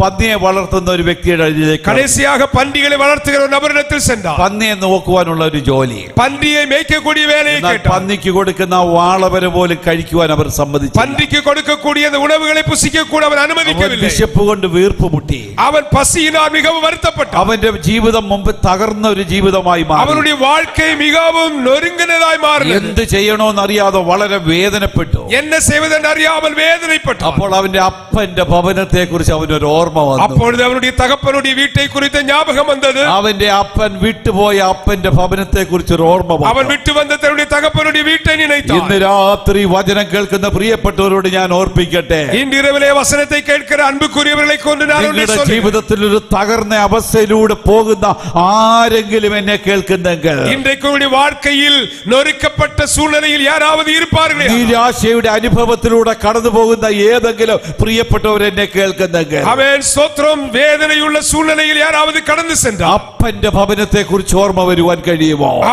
அவன் தகப்பனுடைய வீட்டை குறித்து நினைவு கூற முடியுமா? എനിക്കൊരു അപ്പനുണ്ട്, അപ്പന്റെ ഭവനത്തെ കുറിച്ച് നിങ്ങൾക്ക് ഓർക്കുവാൻ കഴിയുമോ? எனக்கு ஒரு தகப்பனுண்டு, தகப்பனுடைய வீட்டை நீங்கள் பார்க்க முடியுமா? അവൻ ഒരു കാര്യം അറിയാം. அவருக்கு ஒன்று தெரியும். അവൻ ചിന്തിച്ചു, അപ്പന്റെ ഭവനത്തിലേക്ക് ഞാൻ മടങ്ങി ചെന്നാലും நான் என்னுடைய தகப்பனுடைய வீட்டிற்கு சென்றாலும் അപ്പൻ എന്നെ സ്വീകരിക്കുകയില്ല. என்னை தகப்பன் ஏற்றுக்கொள்ள மாட்டார். അപ്പൻ എന്നെ അവിടുന്ന് ആട്ടി ഓടിക്കും. என் தகப்பன் என்னை துரத்தி ഇനി விடுவார். എന്നെ ആട്ടി ഓടിച്ചാലും വിഷയമല്ല. என்னை തുരത്തി വിട്ടാലും പരവായില്ല. എനിക്ക് ഇങ്ങനെ ജീവിക്കുവാൻ കഴിയയില്ല. எனக்கு இப்படியே வாழ முடியாது. അത്ര നിരാശാജനകമായിട്ടുള്ള அவ்வளவு மோசமான நிலையில் അത്ര காணப்படுகிறேன். വേദനാജനകമായിട്ടുള്ള அவ்வளவு வேதனையான வாழ்க்கை. അപ്പാ എന്നോട് ക്ഷമിക്കണമെന്ന് ഞാൻ പറയും. தகப்பனே அப்பா நீ என்னை மன்னிக்க வேண்டும் என்று എന്നാലും എന്നെ സ്വീകരിക്കയില്ല എന്ന് എനിക്കറിയാം. ஆமென். எனக்கு அதற்கான தகுதி இல்லை என்று எனக்கு എങ്കിലും தெரியும். അവൻ അപ്പന്റെ ഭവനത്തിലേക്ക് മടങ്ങിപ്പോയി. ஆனாலும் தகப்பனுடைய வீட்டுக்கு திரும்பி சென்றார். എന്താണ് സംഭവിച്ചത് നമുക്കറിയാം. என்ன நடந்தது என்று நமக்கு தெரியும். അവിടെ എഴുതിയിരിക്കുന്ന ദൂരത്ത് നിന്ന് അപ്പൻ ഇവനെ കണ്ട് ഓടിച്ചെന്നു. ஆமென். அங்கே எழுதப்பட்டிருக்கிற தூரத்திலிருந்து தகப்பன் பார்த்து இவனிடத்தில் ஓடி வந்தார். ദുർഗന്ധം വമിക്കുന്ന ഈ ധൂർത്തുപുത്രൻ, ஆமென். மோசமான நாற்றமுள்ள இவனை, പന്നിയെ മേയിച്ചുകൊണ്ട് നിന്ന ഈ ധൂർത്തുപുത്രൻ, பன்றிகளை மேய்த்துக் கொண்டிருந்த கெட்ட குமாரனை, ഒരു ഭവനത്തിൽ കയറ്റുവാൻ കൊള്ളാത്ത അത്ര മോശമായി ജീവിച്ച ഒരു വ്യക്തി, ஒரு வீட்டிலே ஏற்றுக்கொள்ள முடியாத அளவிற்கு மோசமான வாழ்க்கை வாழ்ந்தவன். ഇവനെ കണ്ടപ്പോൾ അപ്പൻ അവിടെ നിൽക്കുകയായിരുന്നില്ല, അപ്പൻ ഓടിച്ചെന്നു. ஆமென். தகப்பன் இவனை பார்த்தபோது அருகில் ஓடி சென்றார். അവനെ കെട്ടിപ്പിടിച്ച് அவனை ചുംബിച്ചു. கட்டிப்பிடித்து முத்தம் கொடுத்தார். അവനെ കെട്ടിപ്പിടിച്ച് അവനെ ചുംബിച്ചു. கட்டிப்பிடித்து அவனுக்கு முத்தம் கொடுத்தார். ഞാനിങ്ങനെ ചിന്തിക്കുന്നു, நான் இப்படி ആ நினைக்கிறேன். ചുംബനത്തിന് മുമ്പിൽ അല്പസമയം അവർ ഒരുമിച്ച് കെട്ടിപ്പിടിച്ച് കരഞ്ഞുകൊണ്ട് നിന്നു. ஆமென். அவன் முத்தம் கொடுக்கும்போது அந்த முத்தம் கொடுக்கிற அந்த நேரம் அவன் அழுது கொண்டு நின்றான். ഇന്ന് രാത്രി ദൈവാത്മാവിൽ ഞാൻ ഒരു ദൂത് പറയട്ടെ. இன்றிரவிலே தேவாவியில் நிறைந்து நான் ஒரு செய்தி சொல்லுகிறேன். ഒരു പക്ഷേ നമ്മുടെ ജീവിതത്തിൽ എത്ര വലിയ പാപക്കറകള് നമ്മുടെ ജീവിതത്തിൽ ഉണ്ടെങ്കിൽ, ஒருவேளை நம்முடைய வாழ்க்கையில் எவ்வளவு பெரிய பாவ கரைகள் இருந்தாலும், നിങ്ങളുടെ പാപം എത്ര കടിച്ചുവപ്പായിരുന്നാലും, உங்களுடைய பாவம் எவ்வளவு கடுமையான ശിവം சிவப்பாய் പോലെ വെളുപ്പിക്കുന്ന ദൈവസ്നേഹത്തിന് മുമ്പിലാണ് ഇന്ന് രാത്രി നാം ആയിരിക്കുന്ന. നാം ഒരിക്കലും മറക്കരുത്. அதை வெண்மையாய் மாற்றுகிறவருக்கு முன்பாக நாம் இன்றைக்கு இருக்கிறோம் என்பதை மறந்து போகிறோம். നമ്മുടെ പാപം എത്ര വലുതാണെങ്കിലും, நம்முடைய பாவம் எவ்வளவு பெரிதாக നമ്മുടെ இருந்தாலும், പാപം എത്ര വലുതാണെങ്കിലും, நம்முடைய பாவம் எவ்வளவு பெரிதாக இருந்தாலும், അതിനെ ഹിമം പോലെ വെളുപ്പിക്കുന്ന ഒരുവൻ ഇന്ന് രാത്രി ഇവിടെ വന്നിട്ടുണ്ട്. அதை ஆமென் வெண்மையாய் மாற்றுகிற ஒருவர் இங்கே അവന്റെ வந்திருக்கிறார். പുത്രനായ യേശുവിന്റെ രക്തം സകല പാപത്തെയും പോക്കി ശുദ്ധീകരിക്കുന്നു എന്നുള്ളത് നാം മറന്നു പോകരുത്. நசரேயனாகிய இயேசு கிறிஸ்துவின் இரத்தம் சகல பாவங்களையும் நீக்கி நம்மை சுத்திகரிக்கிறது என்பதை സകല மறந்து போக வேண்டாம். പാപങ്ങളെയും നീക്കി നമ്മെ ശുദ്ധീകരിക്കുന്ന ആ പുണ്യാക രക്തം, ஆமென். சகல பாவங்களையும் நீக்கி நம்மை சுத்திகரிக்கிற அவன் அந்த இரத்தம். ഒരിക്കൽ പരീശന്മാരും ശാസ്ത്രിമാരും എല്ലാം കൂടെ ഒരു സ്ത്രീയെ വലിച്ചഴച്ചു കൊണ്ടുവന്നു. ஒருமுறை பரிசேயர்களும் ஆமென் எல்லாரும் இயேசுவிடத்தில் ஒரு ஸ்திரீயை கொண்டு போனார்கள். വ്യഭിചാരം ചെയ്ത ഒരു സ്ത്രീ, அவள் விபச்சாரத்தில் கையும் களவுமாய் பிடிக்கப்பட்டாள். യേശു അവിടെ ഇരുന്ന് നിലത്ത് എഴുതിക്കൊണ്ടിരിക്കുകയായിരുന്നു എന്നാണ് നാം വായിക്കുന്നത്. அங்கே வேதம் சொல்லுகிறது இயேசு தரையில் இருந்து எழுதி கொண்டிருந்தார். യേശുവിന്റെ അരികിലേക്ക് ഇവളെ കൊണ്ടുവന്നു, இயேசுடைய அருகில் இவளை கொண்டு வந்தார்கள். വലിച്ചിഴച്ചു കൊണ്ടുവന്നു. அவளை இழுத்து கொண்டு வந்தார்கள். എന്നിട്ട് ചോദിച്ചു, ഗുരു ഞങ്ങൾ എന്ത് ചെയ്യണം? அப்பொழுது இயேசுவை பார்த்து கேட்டார்கள், இவளுக்கு நாங்கள் என்ன செய்ய வேண்டும்? മോശെയുടെ ന്യായപ്രമാണം പറയുന്നു ഇവളെ കല്ലെറിഞ്ഞു കൊല്ലണം. மோசேயுடைய நியாயப்பிரமாணம் சொல்லுகிறது இவளை கல்லெறிந்து கொல்ல வேண்டும். നീ എന്ത് പറയും? நீர் என்ன சொல்லுகிறீர்? യേശുവിനെ കുറ്റം വിധിക്കുവാൻ വേണ്ടി വന്നവർ, இயேசுவிடத்திலே இவளை குற்றம் சாட்டும்படி ന്യായപ്രമാണത്തിനെതിരായി പറഞ്ഞാൽ അവൻ ന്യായപ്രമാണത്തിനെതിരാണെന്ന് പറയും. இயேசு நியாயப்பிரமாணத்துக்கு எதிராய் பேசினால் அவரை நியாயப்பிரமாணத்திற்கு எதிரானவர் என்று അവനെ சொல்வார்கள். കല്ലെറിയണോ എന്ന് പറഞ്ഞു കഴിഞ്ഞാൽ പറയും, എന്താണ് നീ ഇത്ര സ്നേഹനിധിയായ യേശുവാണെന്ന് പറയുന്നതിൽ എന്താണ് കാര്യം? இயேசு கல்லெறிய சொல்வாரேயானால் நீர் எப்படி அன்பானவர் என்று சொல்ல முடியும் അപ്പൊ என்று യേശു சொல்வார்கள். ഏത് മറുപടി പറഞ്ഞാലും യേശുവിനെ കുറ്റം വിധിക്കുവാൻ വേണ്ടി വന്നു. அப்படி இயேசு என்ன பதில் சொன்னாலும் அவரை குற்றம் சாட்டுவதற்கு ரெடியாய் நிற்கிறார்கள். യേശു ഇങ്ങനെ നിലത്ത് കുനിഞ്ഞിരുന്ന് നിലത്ത് വിരൽ കൊണ്ട് എഴുതിക്കൊണ്ട്, இயேசு குனிந்திருந்து தரையில் எழுதி கொண்டிருந்தார். എന്നിട്ട് നമ്മോട് വായിക്കുന്ന കാര്യം യോഹന്നാന്റെ സുവിശേഷത്തില്, நமக்கு யோவானின் சுவிசேஷத்தை இப்படி வாசிக்கிறோம். പെട്ടെന്ന് യേശു ഒന്ന് നിവർന്നു. இயேசு நிமிர்ந்து பார்த்தார். നിവർന്ന് ഒരു കാര്യം മാത്രം പറഞ്ഞു. ஒரே ஒரு வார்த்தையை சொன்னார். അവര് ന്യായശാസ്ത്രിമാരും പരീശന്മാരും നോക്കി നിൽക്കുമ്പോൾ, அங்கே நியாயசாஸ்திரிகளும் பரிசேயர்களும் நின்றபோது വലിയ പുരുഷാരം ഇങ്ങനെ യേശുവിനെ നോക്കി ஒரு பெரிய ஜனக்கூட்டம் இயேசுவை பார்த்து ഈ கொண்டிருக்கும். സ്ത്രീ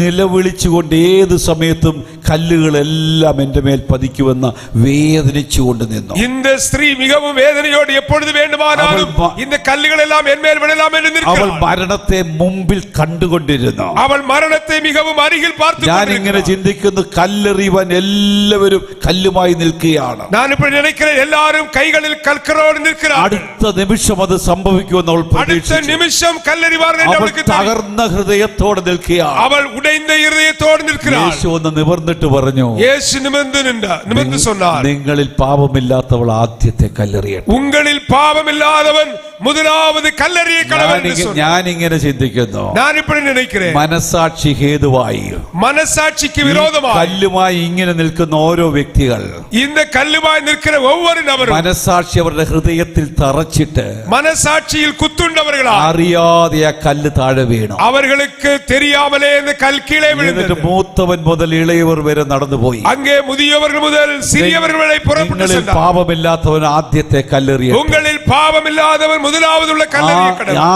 യേശുവിന്റെ വാക്കിന് മുമ്പിൽ, அந்த அவன் இயேசுவுடைய வார்த்தைக்கு முன்பாக മനസാക്ഷി ഹേതുവായി അവർ ഓരോരുത്തരായി പോയി. മനസാட்சியில் കുത്തപ്പെട്ടവர்களாய் ஒவ்வொருத்தராய் புறப்பட்டு ഒരു പക്ഷേ ഇവൾ പാപം ചെയ്തവളാണെന്ന് പറയുന്നതിന്റെ കാരണക്കാർ ഈ വന്ന പുരുഷാരം തന്നെ. ஒருவேளை இவளை குற்றவாளி என்று சொல்வதற்கு காரணமாயிருந்த நபர்கள் இங்கே நிற்கிறவர்கள் கூட இருக்கலாம். അവരെല്ലാവരും പോയി കഴിഞ്ഞ് യേശു വീണ്ടും ചോദിച്ചു. அவரெல்லாம் போறதுக்கு பிற்பாடு இயேசு அவளை பார்த்து கேட்டார். സ്ത്രീയോട് ചോദിച്ചു, അവർ എവിടെ?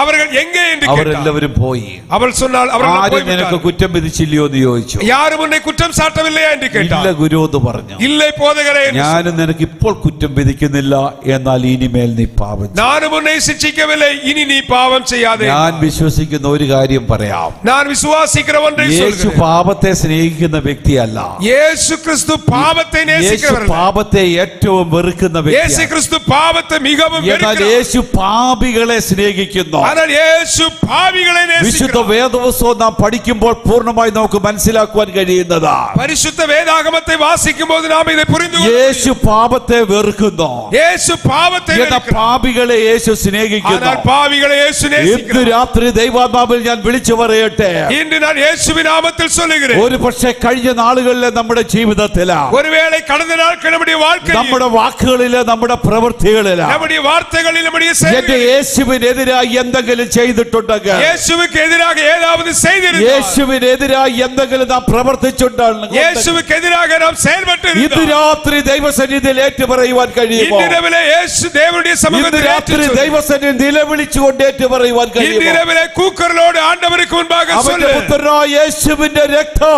സകല പാപവും പോക്കി നമ്മെ ശുദ്ധീകരിക്കുന്നു. ஆமென். நசரேயனாகிய இயேசு கிறிஸ்துவின் இரத்தம் சகல பாவங்களையும் நீக்கி நம்மை சுத்திகரிக்கும். എത്ര പേർക്ക് അത് ജീവിതത്തിൽ ഏറ്റെടുക്കുവാൻ കഴിയും? எத்தனை பேர் இதை நீங்கள் ஏற்றுக்கொள்ள விரும்புகிறீர்கள்? എത്ര അവസരങ്ങൾ യൂദയുടെ ജീവിതത്തിലുണ്ട്. யூதாசுக்கு எத்தனை வாய்ப்புகள் கிடைத்தது. യൂദയുടെ ജീവിതത്തിൽ എത്ര അവസരങ്ങൾ ഉണ്ടായിരുന്നു. யூதாசுடைய வாழ்க்கையில் எத்தனை வாய்ப்புகள் கிடைத்தது. രക്ഷപ്പെടുവാനുള്ള അനേക അവസരങ്ങൾ യൂദയുടെ ജീവിതത്തിൽ ഉണ്ടായിരുന്നു. தப்பிப்பதற்கு அநேக வாய்ப்புகள் அவனுக்கு உண்டாயிருந்தது. എന്നാൽ അവസരങ്ങൾ മുഴുവനും പാഴാക്കി. ஆனால் வாய்ப்புகளை எல்லாம் அவன் இல்லாமலாக்கினான். അവസരങ്ങൾ മുഴുവനും തള്ളിക്കളഞ്ഞു. அவன் வாய்ப்புகளை எல்லாம் கைவிட்டு അവൻ விட்டான். ഏറ്റവും വലിയ നാശത്തിലേക്ക് പോയി.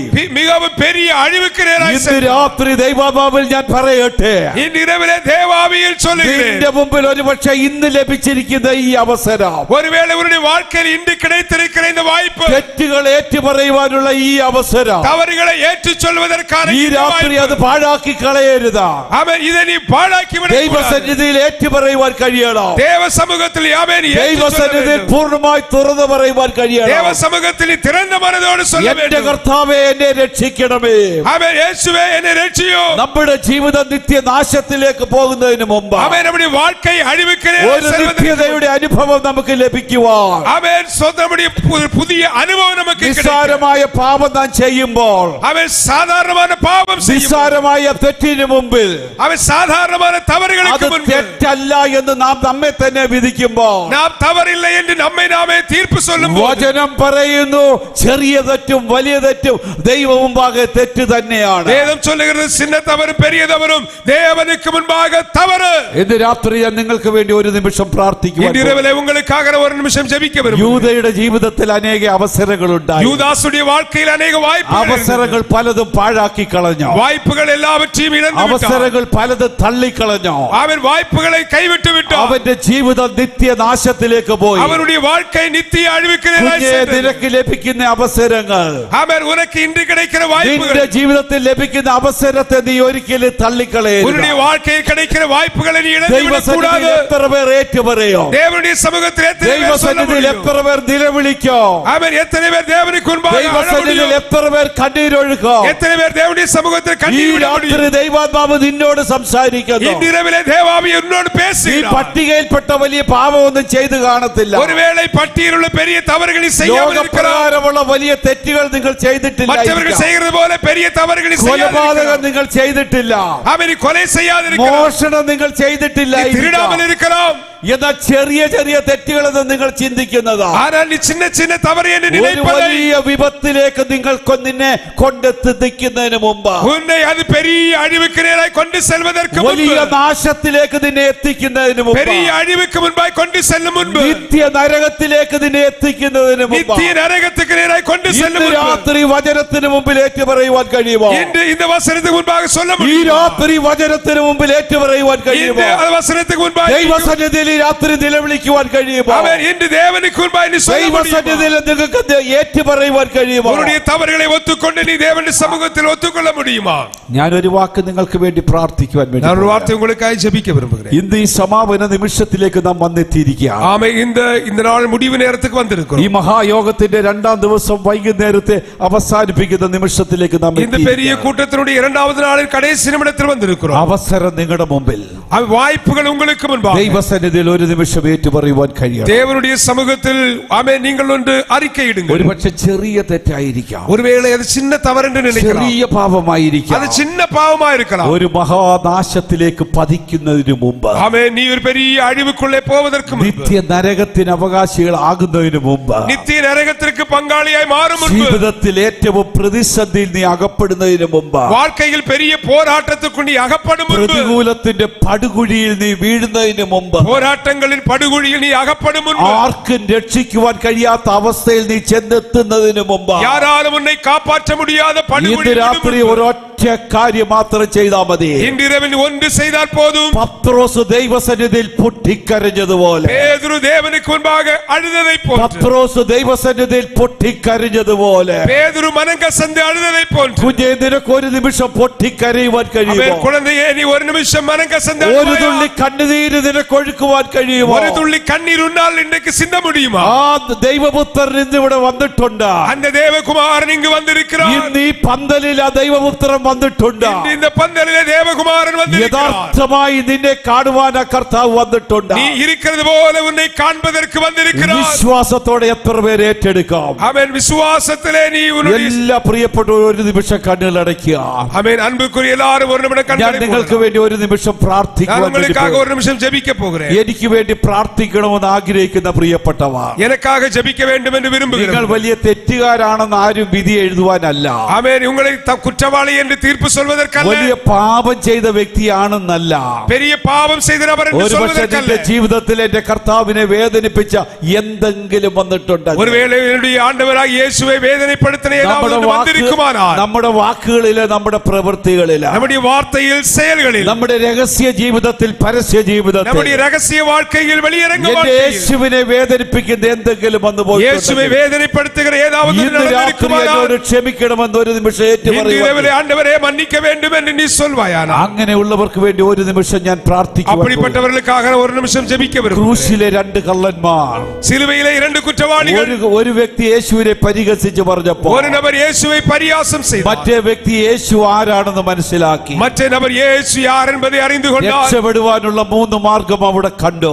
ஆமென். தப்பித்துக் கொள்வதற்கான மூன்று ഒന്നാമത് வழிகள். ദൈവത്തെ ഭയപ്പെടുക, முதலாவது தேவனுக்கு பயப்படுക, രണ്ടാമത് നാം തെറ്റുകാരാണെന്ന് സമ്മതിക്കുക, இரண்டாவது தவறை ஒத்துக்கொள்ளுதல், മൂന്നാമത് ദൈവം പരിശുദ്ധരെന്ന് വിശ്വസിക്കുക. மூன்றாவது தேவன் பரிசுத்தர் என்று விசுவாசிப்பது. അവിടെയാണ് ദൈവം പ്രവർത്തിക്കുവാൻ പോകുന്നത്. அங்கேதான் தேவனால் செயல்பட നമ്മുടെ முடியும். തെറ്റുകൾ ഏറ്റുപറയുവാൻ കഴിയുമെങ്കിൽ, நம்முடைய தவறுகளை ஒத்துக்கொள்ள നമ്മുടെ முடியும். തെറ്റുകൾ ഏറ്റുപറയുവാൻ കഴിയുമെങ്കിൽ, நம்முடைய தவறுகளை அறிக்கை செய்ய അവിടെയാണ് முடியும். എന്റെ കർത്താവ് ഇന്ന് രാത്രി പ്രവർത്തിക്കുന്നത്. ஆமென். அவர்களுக்காக தேவன் இன்று இரவிலே கிரியை செய்ய விரும்புகிறார். എനിക്ക് വേണ്ടി പ്രാർത്ഥിക്കണമെന്ന് ആഗ്രഹിക്കുന്ന പ്രിയപ്പെട്ടവ, எனக்காக ஜெபிக்க வேண்டும் என்று விரும்புகிறார். ഒരു നിമിഷം നിങ്ങളുടെ വലങ്കരം സ്വർഗത്തിലേക്ക് ഉയർത്തുക. ஒரு நிமிடம் நீங்கள் பரலோகத்துக்கு உங்களுடைய வலது கரத்தை உயர்த்தலாம். എല്ലാവരും കരം ഉയർത്തണ്ട. எல்லாரும் கரங்களை உயர்த்த എനിക്ക് வேண்டும். വേണ്ടി പ്രാർത്ഥിക്കണമെന്ന് ആഗ്രഹിക്കുന്ന പ്രിയപ്പെട്ടവർ മാത്രം எனக்காக ஜெபிக்க வேண்டும் என்று ഇന്ന് விரும்புகிறவர் രാത്രി மட்டும். വചനത്തിന് മുമ്പിൽ, இன்று இரவிலே இந்த வசனத்திற்கு ഇന്ന് முன்பு, രാത്രി കേട്ട വചനത്തിന് മുമ്പിൽ இன்று இரவிலே இந்த வசனத்திற்கு முன்பு സകലതും ക്ഷമിക്കുന്ന നമ്മുടെ നല്ല കർത്താവ്, எல்லாவற்றையும் மன்னிக்கிற நம்முடைய நல்ல സകല ஆண்டவர், പാപത്തെയും പൊറുക്കുന്ന നമ്മുടെ നല്ല കർത്താവ്, சகல பாவத்தையும் போக்குகிற കുഞ്ഞേ, ஆண்டவர். ഇന്ന് രാത്രി നിന്റെ സമീപേ വന്ന് നിൽപ്പുണ്ട്. குழந்தையே, உன்னுடைய அருகில் அருகில் ஆண்டவர் வந்து നിന്റെ நிற்கிறார். കരത്തെ തൊടുവാൻ വേണ്ടി, உன்னுடைய கரத்தை നിന്റെ தொடுவதற்கு, ഉയർത്തപ്പെട്ട കരത്തെ തൊടുവാൻ വേണ്ടി, உயர்த்தப்பட்டவருடைய கரத்தை தொடுவதற்கு, ഉയർന്നിരിക്കുന്ന കരത്തെ തൊടുവാൻ വേണ്ടി உயர்த்தப்பட்டிருக்கிற எவ்வளவு பெரிய கடும் சிவப்பான ഹിമം பாவத்தை പോലെ വെളുപ്പിക്കുന്ന നമ്മുടെ നല്ല அவன் കർത്താവ്, பஞ்சை போல வெண்மையாக்குகிற ചെറുതും ஆண்டவர், വലുതുമായിട്ടുള്ള നമ്മുടെ സകല തെറ്റുകളാ, சின்னது பெரியதுமான சகல നമ്മുടെ தவறுகள், സകല വിഷയങ്ങൾ പൊറുക്കുന്ന കർത്താവ് சகல காரியங்களையும் ഇന്ന് மன்னிக்கிறார். രാത്രി നിന്റെ അരികിൽ വന്നിട്ടുണ്ട്. இன்றிரவிலே அவருடைய அருகில் ഒരു வந்திருக்கிறார். നിമിഷം ഞാൻ നിങ്ങൾക്ക് വേണ്ടി പ്രാർത്ഥിക്കുവാൻ ஒரு പോകുകയാണ്. நிமிடம் உங்களுக்காய் ஜெபிக்க ഞാൻ ഒരു കാര്യം ആത്മാവിൽ കാണുന്നു. நான் ஆவியில் ஒன்றை ഇന്ന് காண்கிறேன். രാത്രി പന്തലിൽ ചില അത്ഭുതങ്ങൾ നടക്കുവാൻ പോവുകയാണ്. அவர் இன்று இந்த பந்தலிலே ஆண்டவர் கிரியை ഇന്ന് രാത്രി പന്തലിൽ ചില വിടുതൽ നടക്കുവാൻ പോവുകയാണ്. இன்றிரவிலே இந்த பந்தலில் சில அற்புதங்கள் ഇന്ന് நடக்க രാത്രി അടുത്ത ചില നിമിഷങ്ങള് ചില അത്ഭുതം ഈ പന്തലിൽ നടക്കുവാൻ இன்று പോവുകയാണ്. அடுத்த சில நிமிடங்களில் அற்புதங்கள் நடக்க போகிறது. വിശ്വാസത്തോടെ ഞാനത് കാണുന്നു. விசுவாசத்தோடு நான் அதை பார்க்கிறேன். ദൈവസന്നിധിയിൽ ഏറ്റുപറയുന്നു എങ്കിൽ, தேவனுடைய சமூகத்தில் அறிக்கை ദൈവത്തെ செய்தால், സന്നിധിയിൽ സമർപ്പിക്കുന്നുവെങ്കിൽ, தேவனுடைய சமூகத்தில் കുഞ്ഞേ, നീ அர்ப்பணித்தால், ഒരു അത്ഭുതത്തിന്റെ വിഷയമായി മാറുവാൻ പോവുകയാണ്. இன்றைக்கு நீ ஒரு பெரிய அற்புதமாய் மாறப் നിന്റെ போகிறாய். കുടുംബത്തിൽ ഒരു അത്ഭുതം നടക്കുവാൻ உன்னுடைய പോവുകയാണ്. குடும்பத்தில் ஒரு அற்புதம் நடக்க നിന്റെ போகிறது. തലമുറയിൽ ഒരു അത്ഭുതം നടക്കുവാൻ உன்னுடைய പോവുകയാണ്. சந்ததிகளில் ஒரு அற்புதம் നിന്റെ நடக்க போகிறது. ഭവനത്തിൽ ഒരു അത്ഭുതം നടക്കുവാൻ உன்னுடைய പോവുകയാണ്. வீட்டில் ஒரு அற்புதம் நடக்க போகிறது. നീ ഒരു അത്ഭുതത്തിന്റെ വിഷയമായി മാറുവാൻ நீ പോവുകയാണ്. ஒரு அற்புதமாய் மாறப் போகிறாய். Jesus, hallelujah. ഹല്ലേലൂയ. നമുക്ക് ഒരു നിമിഷം നമുക്ക് ദൈവത്തോട് அவன் പ്രാർത്ഥിക്കാം. ஒரு நிமிடம் தேவனை நோக்கி ஜெபிக்கலாம். ഈ എഴുന്നേറ്റ് നിൽക്കുന്ന പ്രിയപ്പെട്ടവരെല്ലാവരെയും, എഴുന്നേറ്റ് നിൽക്കുന്ന എല്ലാ പ്രിയപ്പെട്ടവരും இது எழுந்து நிற்கிற அன்புக்குரியவர்கள், മുമ്പിലേക്ക് എനിക്ക് വിളിക്കണമെന്ന് உங்கள் ആഗ്രഹമുണ്ടായിരുന്നു. எல்லாரையும் முன்பாக அழைக்க வேண்டும் என்று எனக்கு விருப்பம் உண்டு. എന്നാൽ സമയം വളരെ കടന്നുപോയി എന്ന് എനിക്കറിയാം. ஆனால் நேரம் தாண்டி விட்டது என்று எனக்கு നിങ്ങൾക്ക് தெரியும். വേണ്ടി പ്രത്യേക പ്രാർത്ഥിക്കണമെന്ന് ആഗ്രഹമുണ്ടാകും. உங்களுக்காக தனியாக ஜெபிக்க வேண்டும் என்று விருப்பம் உண்டு. എന്നാൽ ഇന്ന് രാത്രി അതിനുള്ള സാവകാശം എന്റെ മുമ്പിലില്ല.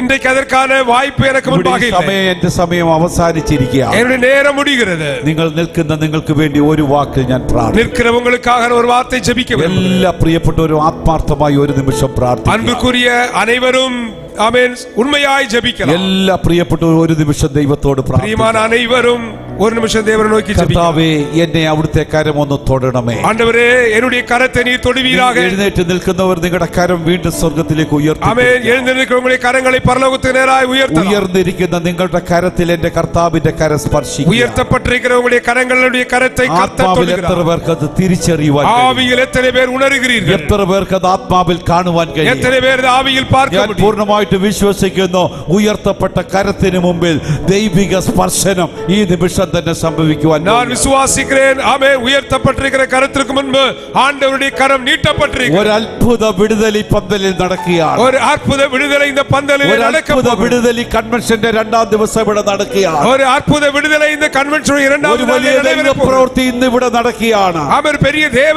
செயல் இங்கே நடக்க போகிறது. വിശ്വാസത്തോടെ നമുക്ക് ഏറ്റെടുക്കുവാൻ കഴിയും. விசுவாசத்தோடு நாம் இவைகளை பெற்றுக்கொள்வோம். ഒരു നിമിഷം കണ്ണുകളടയ്ക്കാൻ പ്രാർത്ഥിക്കും. ஒரு நிமிடம் கண்களை மூடுவோம், ஜெபிப்போம். സ്നേഹവാനായ ഞങ്ങളുടെ നല്ല ദൈവമേ, സ്വർഗീയ പിതാവേ, அன்பான எங்களுடைய ஆண்டவரே, உம்மை நோக்கி பார்க்கிறோம். അനുഗ്രഹിക്കപ്പെട്ട ഈ സമയത്തിനായി ഞങ്ങൾ അങ്ങേ വാഴ്ത്തുന്നു. ஆசீர்வதிக்கப்பட்ட நல்ல வேளைக்காய் உம்மை துதிக்கிறோம். വചനത്തിന് മുമ്പിൽ സമർപ്പിച്ച് കരമുയർത്തിയിരിക്കുന്ന പ്രിയപ്പെട്ടവർ, வசனத்துக்கு முன்பாக அர்ப்பணித்து கரங்களை உயர்த்தியிருக்கிற அன்புக்குரியவர்களே, വചനത്തിന് മുമ്പിൽ ഏൽപ്പിച്ചു കൊടുത്ത് എഴുന്നേറ്റ് നിൽക്കുന്ന പ്രിയപ്പെട്ടവർ, வசனத்துக்கு முன்பாக ஒப்பு கொடுத்து எழுந்து நிற்கிற അവരുടെ വലങ്കര സ്വർഗത്തിലേക്ക് ഉയർത്തിപ്പിടിച്ചിരിക്കുമ്പോൾ அவர்களுடைய கரங்களை பரலோகத்துக்கு நேரா உயர்த்தப்பட்டு കർത്താവേ, അവിടുത്തെ അദൃശ്യകരം അവരെ തൊടണമേ. கண்களால் பார்க்க முடியாத உம்முடைய கரத்தால் நீர் ഇപ്പോൾ തന്നെ தொடுவீராக. അവരുടെ കരത്തെ അവിടുത്തെ അദൃശ്യകരം തൊടണമേ. இப்பொழுதே கண்களால் பார்க்க முடியாத கரம் தொடுவதாக. ഒരു ഇലക്ട്രിസിറ്റി പാസ് ചെയ്യുന്നത് പോലെ ஒரு அவன் கரண்ட் போகிறதை போன்ற ഇന്ന് രാത്രി ഞങ്ങൾ വിശ്വസിക്കുന്നു, இன்று இரவிலே நம்புகிறோம். അവിടുത്തെ കരം പ്രിയപ്പെട്ടവരുടെ കരത്തെ സ്പർശിക്കുമ്പോൾ ஆமென். உம்முடைய கரம்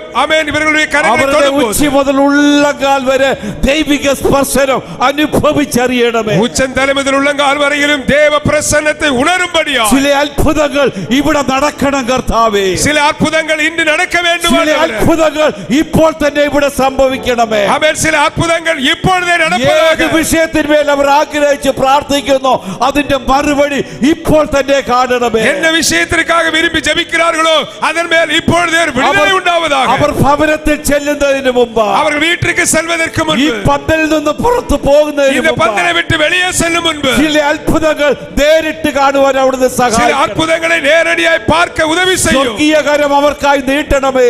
பரலோக கரம் இவர்களுக்காய் நீட்ட வேண்டுமே. കർത്താവേ, ദൈവസന്നിധിയിൽ ഏറ്റുപറഞ്ഞ പ്രിയപ്പെട്ടവ, ஆண்டவரே, உம்முடைய சமூகத்தில் சமூகத்தில் அறிக்கை செய்த அன்புக்குரியவர்களே, അവരോട് മാപ്പ് കൊടുക്കണം കർത്താവേ. ஆண்டவரே நீர் இவர்களை மன்னிப்பீராக. അവരെല്ലാവരും നിത്യതയ്ക്ക് അവകാശികളായി இவர்கள் எல்லாரையும் நித்தியத்திற்குரியவர்களாய் ഈ மாற்றுவீராக. ലോകത്തിൽ മാത്രമല്ല, இந்த உலகத்தில் மட்டுமல்ல, വരും ലോകത്തിൽ അത് കാണുവാൻ അവിടുന്ന് സഹായിക്കണം. ஆண்டவரே வரக்கூடிய உலகத்திலும் அவர்கள் காணும்படி സ്വർഗീയ കരം അവർക്കായി നീട്ടണമേ.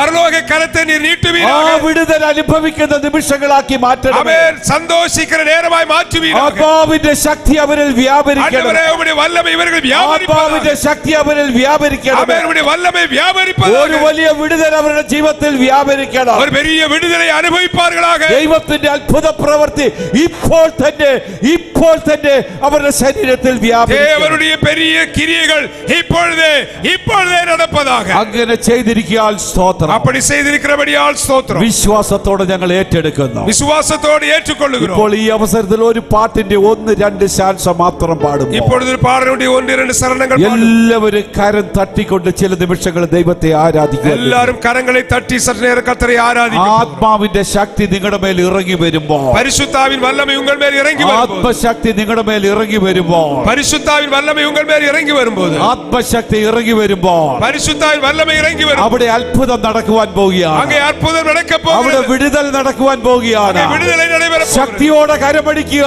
கரமே உற்சாகமாய் கரங்களை ശക്തിയോടെ കരമടിക്കുക.